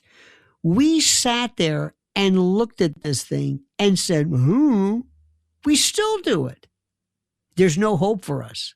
I'm telling you, I hate to say it, we got to start from scratch. This country, these people, I don't know what it is. I don't know what happened to us. I thought after Vietnam, there's no way we're not gonna fall for this again. Ah! And the biggest joke, America first. Don't even make me laugh with that stuff. Okay, hour number 3 coming up. This is the final hour. We're just getting started because, my friends, to understand your country and your world, you've got to understand everything.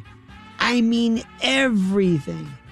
Maybe it's good that we're here to do it. We're able to do this late at night when the adults are asleep. Maybe that's the only time we can really get to the truth. no matter how much it stings, no matter how much it hurts. More coming up on Another Side of Midnight with Lionel.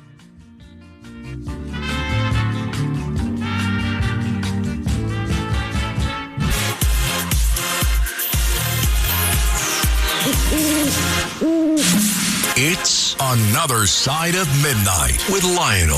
Now, to the Bernard McGurk Studios, here's Lionel.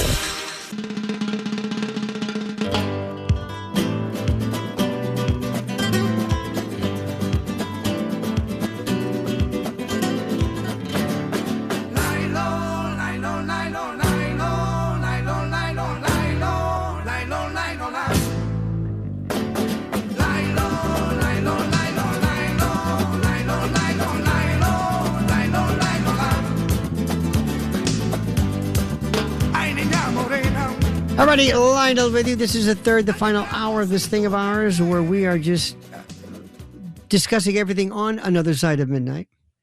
And I have to adjust or address one thing too, which was I heard this week. And I wanted to bring to your attention. And again, this is a typical, well, let me give you the facts and then you can decide, see where I'm going with this. I don't really understand what Bobby Kennedy Jr. is supposedly doing, what he's trying to do, what he has done, what the purpose of it. I don't know. I really, honest to God, I don't know. Okay? I don't know. And what I think he's doing is I think he's trying to do a good job. I think he's trying to make a point. But he's wasted so much time doing, I don't know. I don't know if he's been compromised, scared. I have no idea. I have no idea. I have no earthly idea. I've had my reservations about a lot of things too. One of the problems I've always had, and I mean this, I know this may be contrary to what people might think, but I've been, maybe not him per se, but I'm very, very careful. It's one thing when people they say, you know, I'm a recovering alcoholic. I say, okay, a lot of those. I've had mental illness problems. Okay. But if somebody's a recovering or is a heroin addict, that's something that's really scary for me. So it depends. Like I would never vote for a president who was a former heroin addict ever. Absolutely never. Lower rung things, that's fine. He started off by saying, I'm going to get to the bottom of this vaccine stuff. And he had the Children's Defense Fund, and they called him an anti-vaxxer. He hasn't done anything regarding vaccines, nothing. In fact, what has he done? He brought up Tylenol. He said Tylenol was somehow connected to, of all things, I'm sorry, I'm not trying to be rude here, but he was suggesting that Tylenol was responsible for autism or something. I don't know. I don't know where that even went. I don't know what the hell he's talking about. Tylenol. That's not what you said before. Then we talked about red dye number 3, and then this ridiculous nonsense about French fries in beef tallow. What are you, nuts? Beef tallow? We've got atherosclerosis through the roof. We've got LDL rates going to, what are you talking about?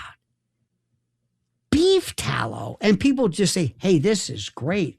And he and Hannity were at a steak and shake. And they say, boy, these fries taste great. Oh, they do taste better. What are you talking about? Then he's against seed oil. I'm thinking, what happened to Mr. Anti-Vax? What happened? What is this? What's he talking about? I don't even know. As far as Dr. Oz, I don't know. Marty McCary, I don't know what they're doing. I don't know what anybody's doing. There were such high hopes that finally we're going to get to the business about vaccines. Okay. But here's what he did, which is the one that drives me nuts. Now, hear me out on this one, okay? Hear me out. It is very popular among my people in the conspiratorium, to just rail against SSRIs, selective serotonin reuptake inhibitors. antidepressants, Prozac, that sort of thing. And the reason why, now hear me out.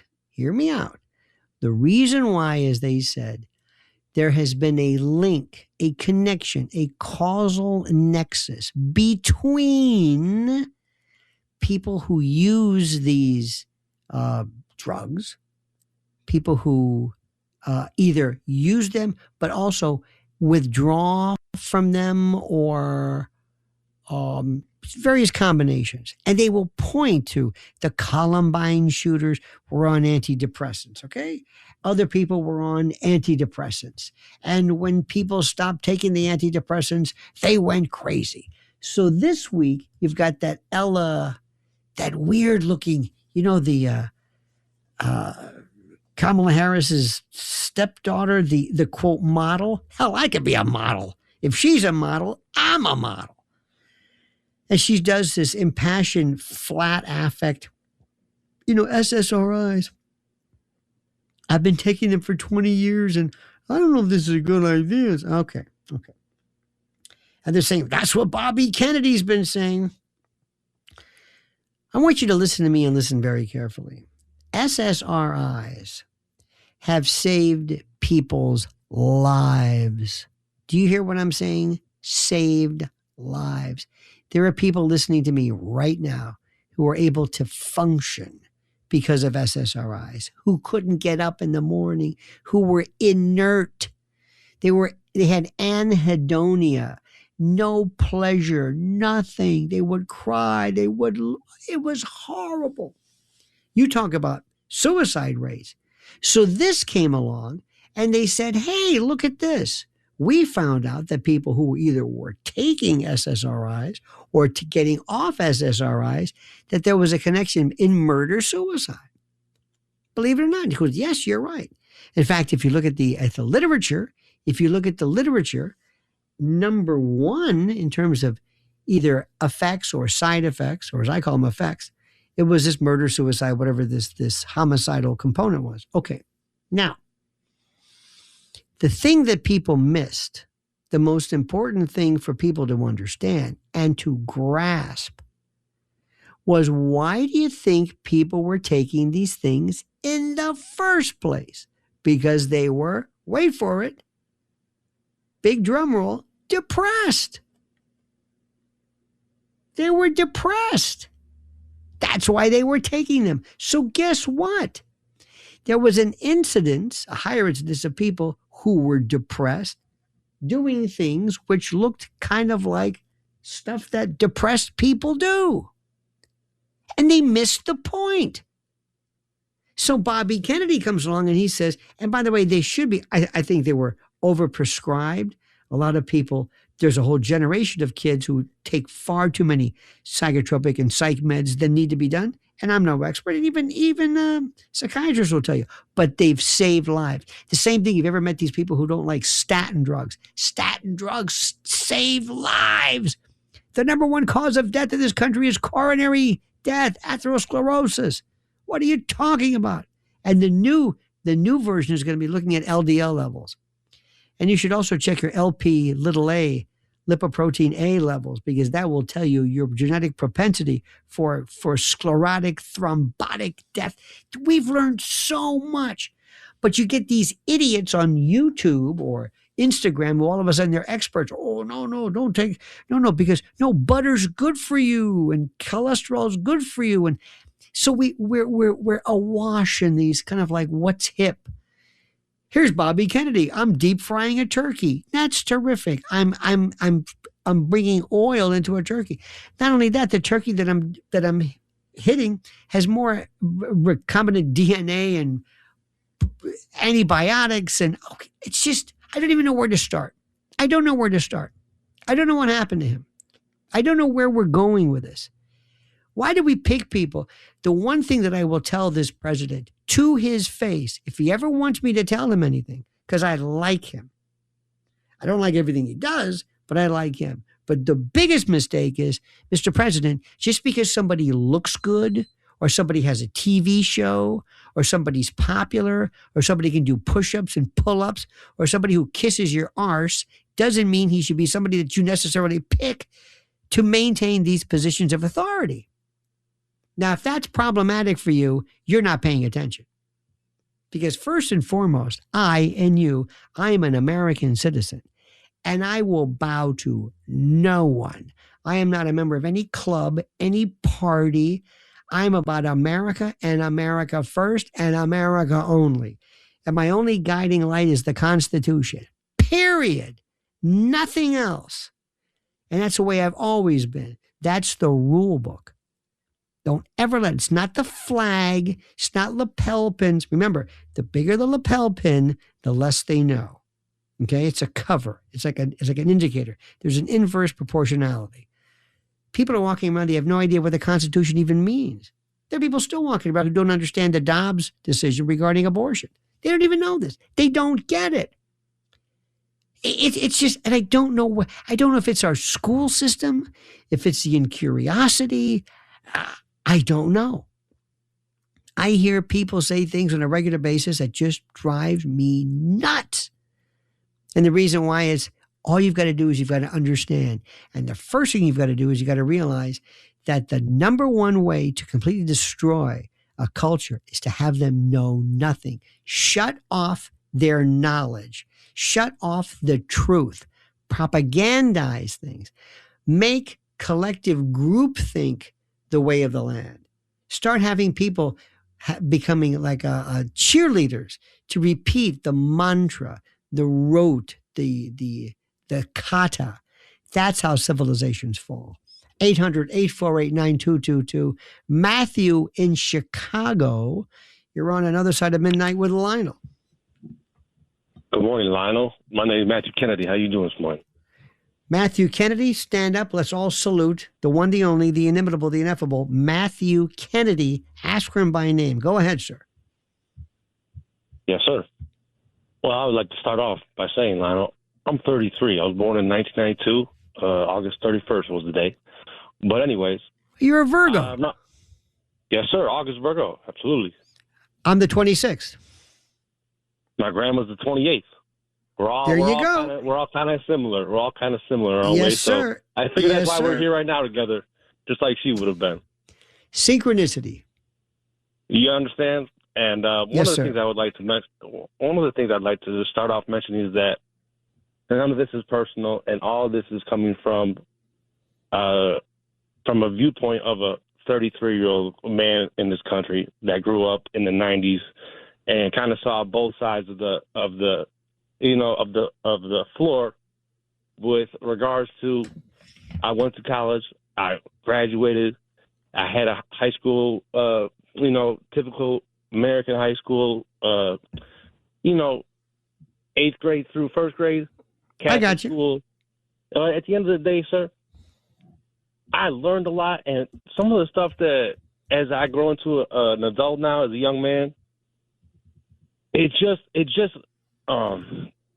takes me back because you guys are like adults, my parents' age, and some of the stuff that we kind of get caught up on in this country, it just amazes me how it could invoke so much unsettled, like it unsettles us as humans. And give me an example. Give me an example. For example, gas prices. People like what is any of us going to do besides have an opinion on gas prices? We're not. It is what it is. You guys should. Your age group, sir, should know this better than anybody. That yes, you can work harder than anybody. Yes, you can be the best country in the world. Yes, you can have this, that, whatever, the American dream. But at the end of the day, you just have a voice and opinion, and that's freedom. But you don't make the decisions, and the decisions are made before we know that they're made. And just some of the stuff like you said earlier about the World Trade Center that's called a controlled demolition. I mean, you'd have to be sitting on a rock to not know that those planes did not cause the buildings to come down from the bottom. I mean, there you go again. Now, listen, Mr. Kennedy, you know what you are. You're a conspiracy theorist. You're one of those crazy tinfoil hat lunatics. You're one of these crazy people. Right. How many times have you heard that?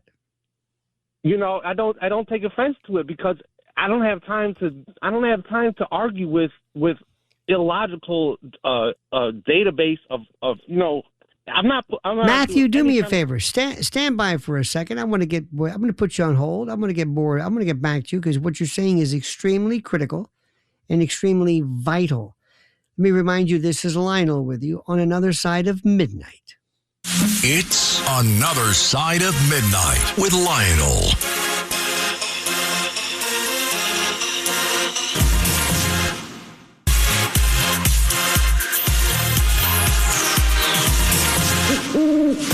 This is Another Side of Midnight with Lionel. Now, to the Bernard McGurk Studios, here's Lionel.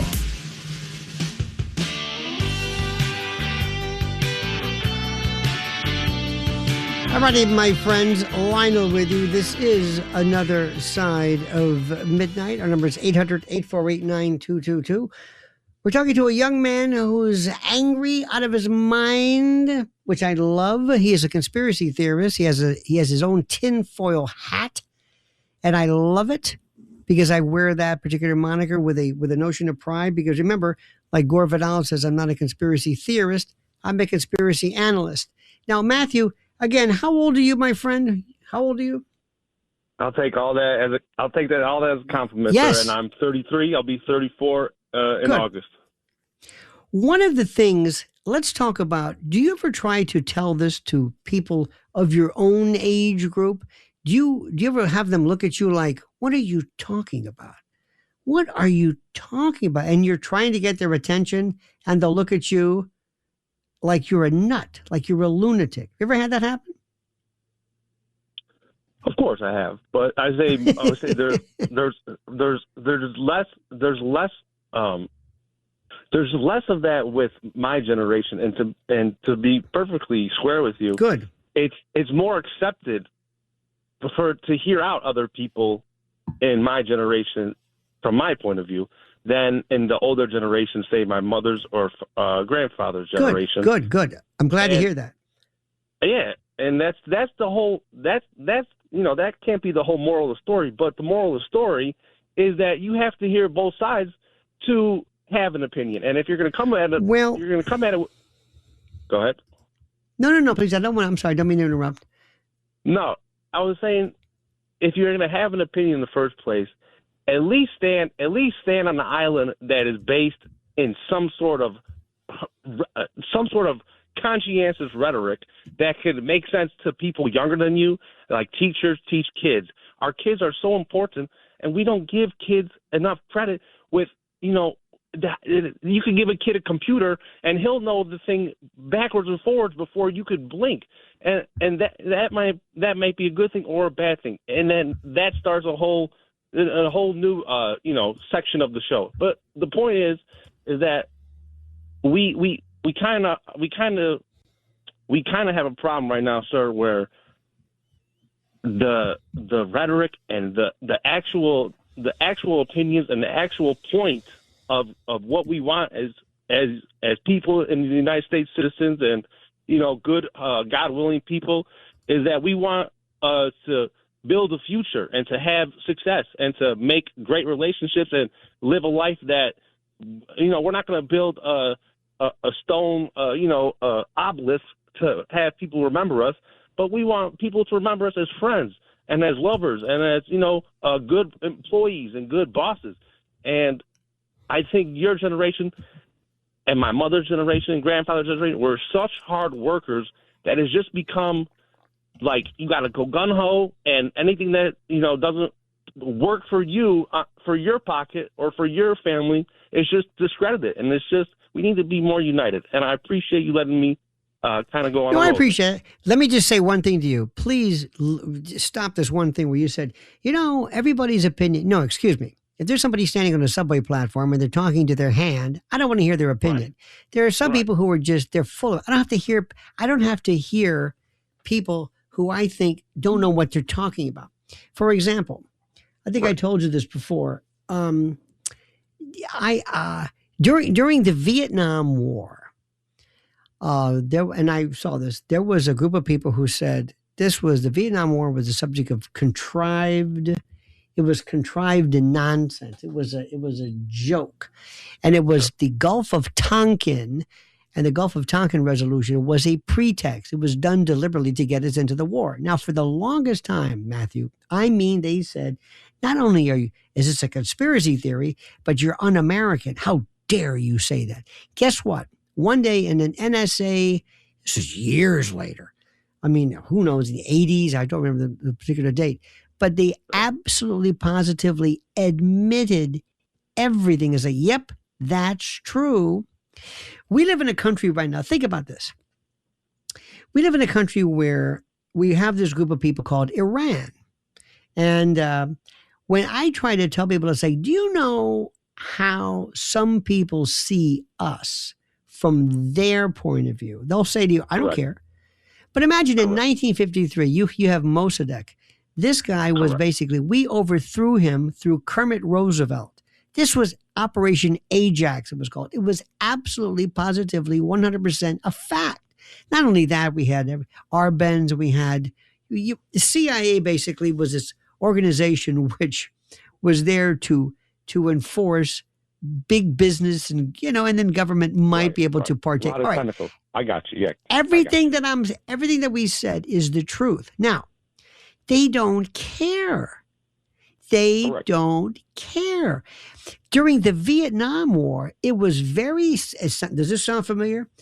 The Vietnamese were considered evil. They were subhuman, and they were nothing but a bunch of communists ready to spread like this metastatic cancer through Indochina all the way up to Thailand and Japan. And if we don't stop them now, they will, maybe they could. All this could, maybe. And all they were trying to do was, they were nationalists. And Ho Chi Minh loved our country. He patterned their constitution over ours. But we sided with the French, not them. Okay, make a long story short, after 10 years plus, 55,000 Americans dead, we said, well, we made a mistake, and we just left. Now, this has been my whole life. Now, I don't know whose generation that was. It sure as hell wasn't mine. Do you know that from the time I was 5 years old, from 1963 to 1968, I went through, when I was 5 years old, JFK, MLK, RFK, Malcolm X, Medgar Evers, the girls who were blown up. It was the bloodiest 5 years. And it was, it was cataclysmic. This is what I grew up in. About it. Yeah. Yeah. So now I was in your position. So people in my generation said, what is this all about? What is this? So anyway, so I'm with you. And let me tell you something. Your kids are going to look to you and say, what are you and your generation doing? And you're going to say, wait a minute. What do you mean my generation? This is, get ready for this. But the thing is, I want people to get mad, but to be motivated and propelled by fact. And fact is sometimes inconvenient and it's uncomfortable, and we don't want to think that way. And sometimes, we're really not. Sometimes there comes to a point. We're not just trying for views sometimes or looking for clicks. It's really, there's. Absolutely. Every one of us has a soul. And whether you believe a dummy or not, that's on you. But if my grandma taught me right, I can sense when someone's a BSer. And at the end of the day, it's just about friends and people that have the best interest of you. And if aliens are true or not, it's not going to affect you tomorrow if you wake up and have coffee and the aliens are here or not. They might, but it may not. Our younger generation, my generation, the 90s kids, I want everyone to hear this, including yourself, that believe in us. You guys are the ones who taught us how to dress, our knowledge, and everything in between. And you guys should be more confident in the younger generation. Not you guys, but you get my point with air quotes. And it looks better from a young man's point of view than much. Matthew, I would do everything. I would love. I'll tell you what I'd love to do. I'd love to have summer, like a summer camp where I could take people your age and younger, whatever, and to have where we say, we're going to show you some things about what it means to be an American. We're going to give you history. And history, not history. But but I want to teach you things like the Constitution. I want to teach you flat out, not opinion. I don't want what I think, maybe. No. I want people to understand the rules. Whenever you play a game, you got to learn the rules. Here's the rule book. This is the out of bounds. 3 strikes and you're out. That's it. You may not like it, but if you don't like the game, don't play the game. It's very weird. Yes, sir. Can I say one last thing? Please, sir. Please. My grandpa taught me how to build a fire. And he said, we didn't eat 3 meals a day normally when he was growing up in the 30s and 40s. Mm-hmm. He said, if you were eating 3 meals a day, you were doing good. He taught me about how he would make, go catch a fish in the Des Plaines River and go cook it in the backyard for himself because he was hungry. And now we get breakfast, lunch, and dinner like we're spoiled with choice. Oh, yeah. And, $10 for an Egg McMuffin. But at the end of the day, you have to realize these are the personal choices people make, and the freedom of the greatest country in the world is there for you. But we have kind of lost touch with, like you said, we have lost touch with it. Humans have been around for 300,000 years. We didn't get breakfast, lunch, and dinner for 99.9% of that. And that is correct. We're much smarter. Hey, Matthew, listen, my friend. You have been a delight. I thank you so much. I cherish this call. Please call me again. I appreciate your brilliance and your fortitude, good sir. Thank you so much. Let's go to Cece on Long Island. Cece, you're on another side of midnight with Lionel. Salutations, Lionel. How are you? Salutations, Lionel. Can you hear me? Do I fear you? I'm a truth seeker, unlike some of your callers. Wait a minute, who's not a truth seeker of the callers? It's open line, Sylvia. You know when she asked what the topic was? Anyways, so where are my people? We got sheeple tonight. Maybe those skeptics, we should feed them to the evil aliens first. But anyway, totally agree with you about Kennedy. It's like so hopeful, and then all of a sudden, what? Whoa. And I'm like, well, maybe they are threatening to chop up his family and suicide him. I don't know. It's like really, extreme. Anyway, so I'm all about fact. I you know how they always say fact checking? They always say that to Democrats. Yeah. So but we provide proof of truth because we do the deep dive and we have it. We read the government documents and the patents. Okay, so I thought you were my male doppelganger. Agree with everything except first time disagreed. Big Pharma. My dad died from it, the COVID vaccine and the ventilator and the hospital protocol, et cetera, horrible. No. And see what you just said. You just said, no. You said you disagree with me. You said Big Pharma. I didn't say I'm for Big Pharma. I'm saying that when... Okay. I'm going to get to stand and testify. My mom is in bed now, bedridden and blind, and she's a pharmaceutical victim of the cornucopia because of side effects. And she has thyroid problems, but then they give the mental one, the SSI, depression, which I agree with you. Totally helps some people, but maybe they're misdiagnosed. The thyroid thing is often misdiagnosed, informationalist. And then, this is where we both have to go back to check our facts seriously. Your brain is 70% cholesterol. This is where I really think it is a hoax, and see how many doctors will be. And, 8 eggs a day is good, and real butter, real milk. No. You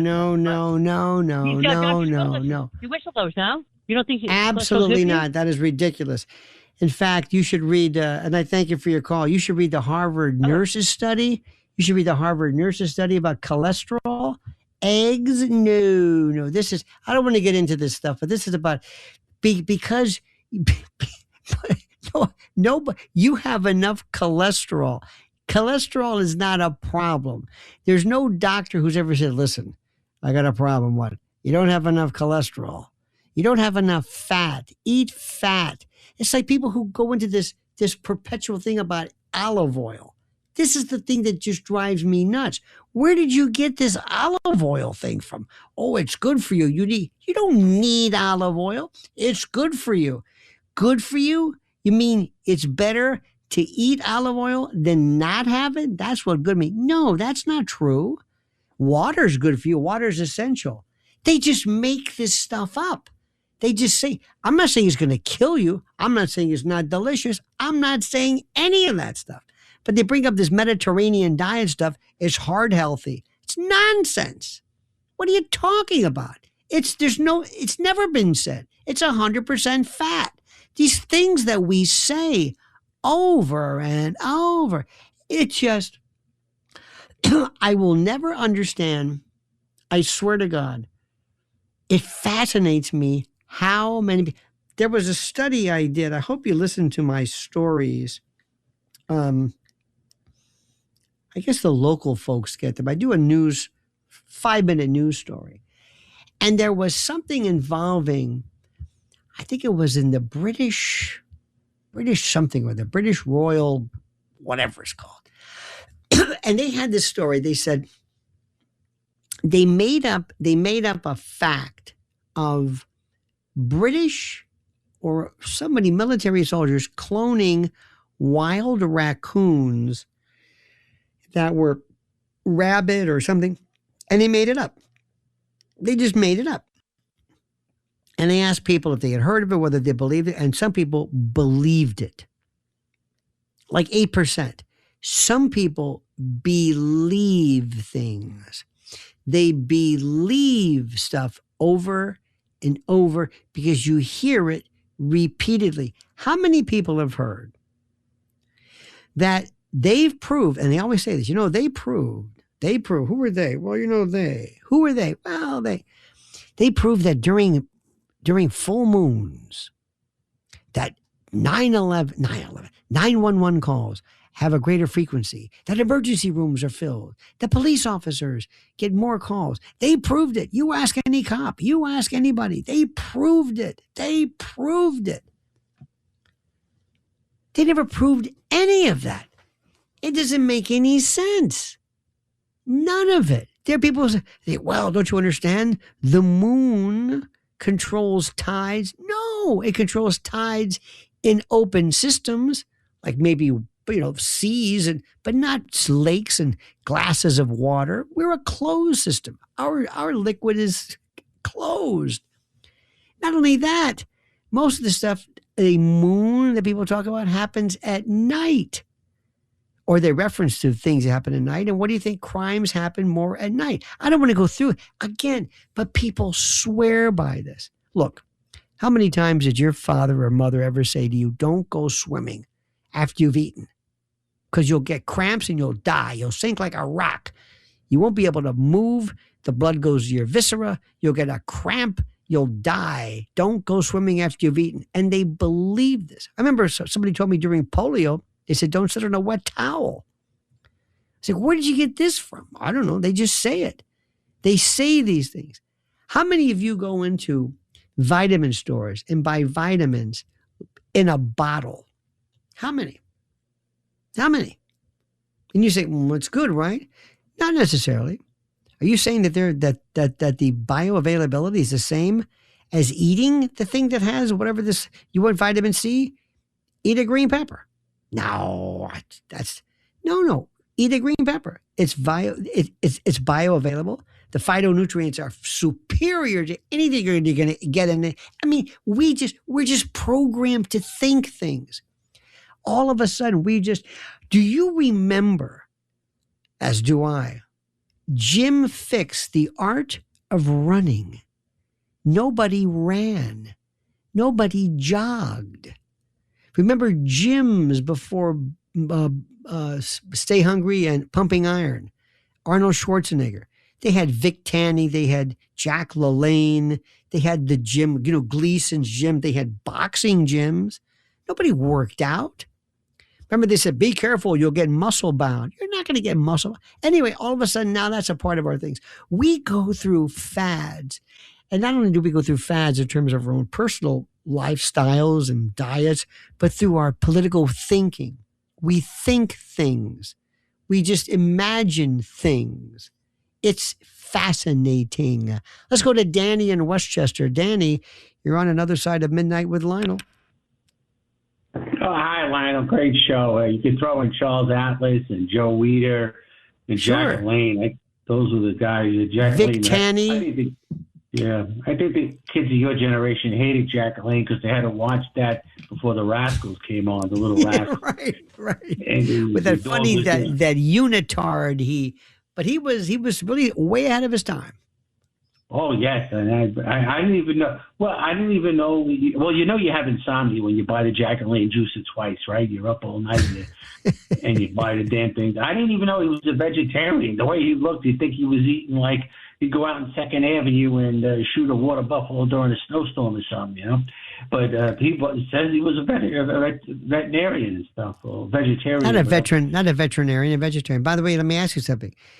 Did you ever see an ape, a silverback ape, great ape, can rip you limb from limb? Vegetarian. Water buffalo, vegetarian. I don't know where people have this thing about protein. They think that somehow, what do you think? You get a kwashiorkor? Nobody. I'm sure it's happened, especially with a lot of people. With Ozempic right now, people are getting that Ozempic face because they're not having enough protein because they're not eating enough, which is fine. It's a different story altogether. But still, do you remember the time when they thought that tomatoes were poisonous? And I believe it was in New Jersey on a courthouse step where somebody ate a tomato. They thought it was poisonous. We think stuff that is bizarre. Bizarre. Well, a lot of stuff is folklore and passed down and stuff like that. But, there's some people, man, you could tell them anything. They're just going to enjoy themselves and have a big, giant ice cream sundae. And but that's so, listen, I don't care. I think this is freedom. You can do whatever you want. What you claim is another story. What people claim, they think ask somebody history. What was the cause of the Civil War? Was it slavery or states' rights?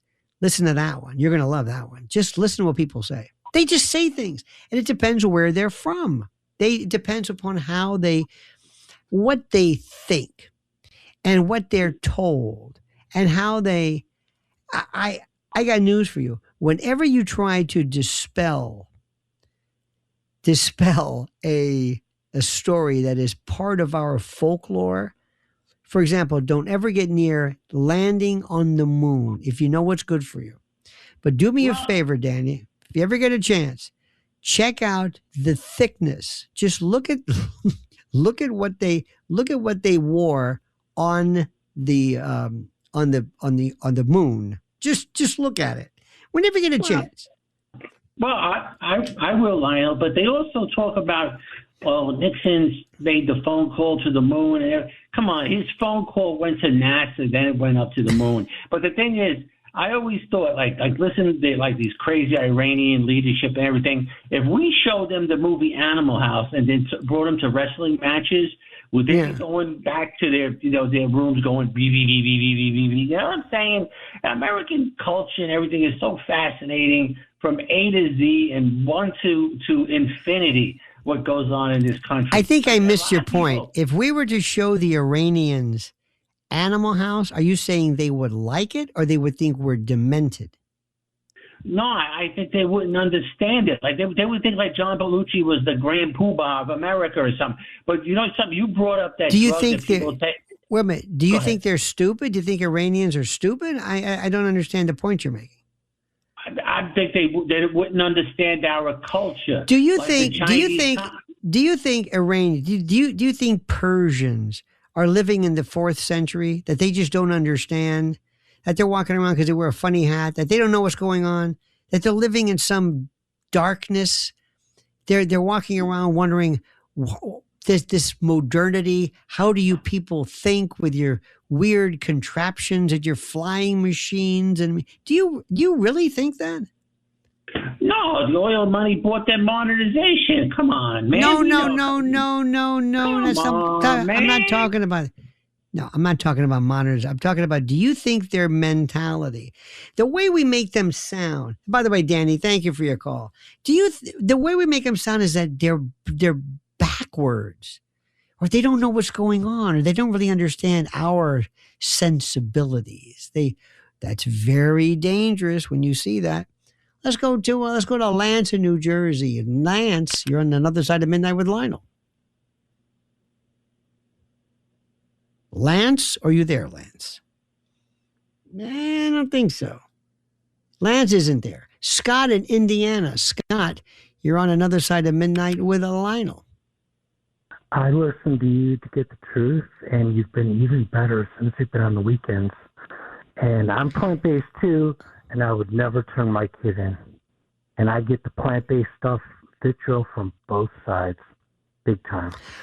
Let me tell you something. I will tell you that the worst the worst discrimination I've ever felt is when people have said stuff, if they find out that you don't eat meat, they just go crazy. And I don't tell people that. Now, if I said to somebody, if I said, by the way, I'm allergic, they go, oh, that's okay. Or if I keep kosher, oh, that's okay. Or I keep halal, that's okay. But if they say, and they ask you things like, where do you get your protein from? And I got to go through I don't even tell anybody. I don't. Where do you eat? Way. I'm starting to keep to myself as long as possible. Oh, don't tell me. Don't tell me. In fact, if you look at India, if you look at parts of China, do you know that in 1950, was it 58? I think it was 58. They looked at it was in Japan. There was a book by Colin Campbell called The China Study. And they looked at the number of Japanese men who died from prostate cancer, whatever the particular thing was. And they found like 8, some number like 8, 13, something like that. The total number of cases. There are parts of, and they said, well, why do you think that is? They attribute it to diet. They looked at other things too. There are parts of the world, in certain parts of Africa, certain parts of rural China, there is no breast cancer. None. There is no heart disease. None. It doesn't exist. Why? Diet. From after the Korean War, when they had this abundance, this terrible, sad, tragic abundance of young men who were killed at early age, and they were doing postmortems and autopsies, they could see gross, visibly conspicuous fatty streaks and occluded arteries just by visual inspection. This is in the Korean War. In the Vietnam War, it was even worse. They're finding fatty streaks in kids today. Do you know that there are kids who will never, ever, ever, listen to what I'm saying, ever eat anything natural? They will have GMOs from the time they're born, from the soy in their food to the corn syrup, to the wheat, to the sugar beets for their sugar. Nothing. Everything, their meat, their beloved chicken, all of this blasted with antibiotics and hormones, and kids don't have a chance today. Little girls starting their periods, menarche, younger and younger and younger because of all the hormones. Kids, obesity through the roof. We're killing ourselves. If I went into the black community, and if I could subsidize free or vegetables and to make it available for them, not an arm and a leg, but I could somehow subsidize. And if I could drop BMIs by 10%, I could make impact in blindness, hypertension, renal failure, you name it, heart attacks. Food, we're killing ourselves. And we don't realize it. We don't recognize it because it tastes so good. And it does. It really does. And good luck talking about this because they'll think you're a zealot. And I'm not going to give a damn about people. Oh, by the way, last thing, you know where the best place people say, where do you eat out? You know where the best place to get vegetables? Steakhouses. Steakhouse. Because the sides are the best. But steakhouse, yeah. Steakhouses are the best. The sides are the best. Japanese, Chinese, Thai, Vietnamese food, incredible. Italian food, pasta, marinara, bread, plant-based is everywhere. They don't even realize it. It's the simplest thing in the world. In any event, I thank you so much, Scott. Don't ever change. I mean that sincerely. Let me remind you, this is Lionel. I don't mean to lecture. I just care about you. This is Lionel with you, and this is also Another Side of Midnight. All night long, this is Another Side of Midnight with Lionel.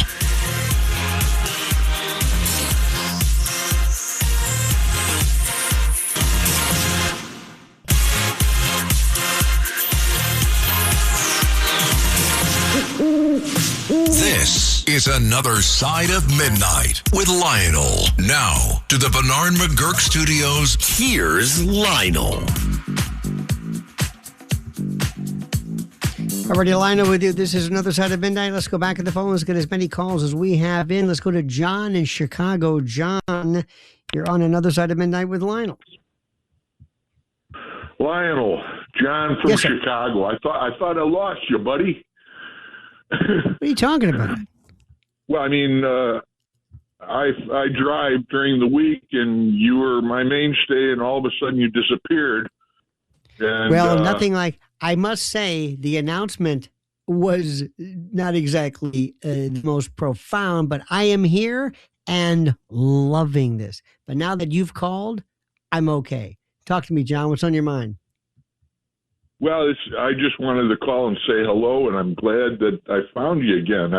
This is usually my day to catch up on Mannix and Barnaby Jones reruns, but I heard about that this possibility. I fire up the old shortwave, and here you are. And I'm going to change the way I live my weekends now. Well, listen, I thank you so much, John. Thank you so much. Don't ever change. I mean that sincerely. Jamie in New Jersey. Jamie, you're on Another Side of Midnight with Lionel. Hey, Lionel, you hear me? Do I fear you? No, do you hear me? I'm sorry. It's first-time caller. I've never done this before. I'm just kidding. Welcome, my friend. Talk to me. You busting my balls already? Smashing them into smithereens. I know. I love it. Hey, I'm Jamie Burlington from the YouTube channel. I love supporting you and your wife. Hey, how are you, Jamie? Jamie, why did I think you were a woman? Why did I think you were a woman? Did you really? Why? Because it's Jamie. It's a girl's name. I used to get picked on in school so bad for it. No, Jamie Summers. but I didn't know. I didn't know. I didn't know. But welcome, my friend. I know you. I feel like I know you. I can see your thumbnail, your whatever. Talk to me, sir. Yeah, no, it's funny, man. You thought I was a woman. Some people do. I love it. Well, I just didn't know. I'm sorry, I didn't know. Jamie Farr, Jamie Gillis, the porn star. Anyway, I could go on. Summers. Yeah, right on. I was going to talk to you about Charlie Kirk, but I'd rather, I guess, talk about 9/11 and the way people they think they're so smart. It's a conspiracy, and you're an idiot if you don't know it's a conspiracy. I kind of disagree on that, and I don't like when people say you're an idiot because. No, I don't think so. I agree. No, all right, but a lot of people say that, though. Oh, I know they do because. Yeah, I think that's not fair because like a lot of people work and they don't have time to listen to people like you and Candace and such. Well, what do you think? What do you think about that? Well, I worked up in New York City at the time. I mean, why would you put two planes through it and then set bombs off in the bottom? There's a lot of. I came around on this, by the way. I in the last couple of years, listening to you guys. Like, I do believe there's some effery going on here, and that Building 7 is like the cherry on the cake. But I don't know, man. It's just I'm there. It's just remember something. When you suspect something, when you say, for example, you don't buy the official story, let's say of JFK, or you have questions. That doesn't mean you have an alternative theory or you're saying, I know how it happened. You're saying this thing that you have presented to me, I'm not buying it. It doesn't mean, therefore, the U.S. government's involved or Dick Cheney did it. No, it just means I don't believe that. And if they ask you, well, what do you think? You can say, excuse me, it's not my story. I don't have to come up with a different theory. So, my friend, it's one of those things which I thank you for. Jamie, please call me again, and I want to see you online. Where has the time gone, my friends? Where has this gone? This is just incredible. Mr. Lee, thank you. Jackson, thank you. And thank you, dear friends, for watching. See you tomorrow. Same bad time, same bad channel. on Another Side of Midnight with Lionel. See you then.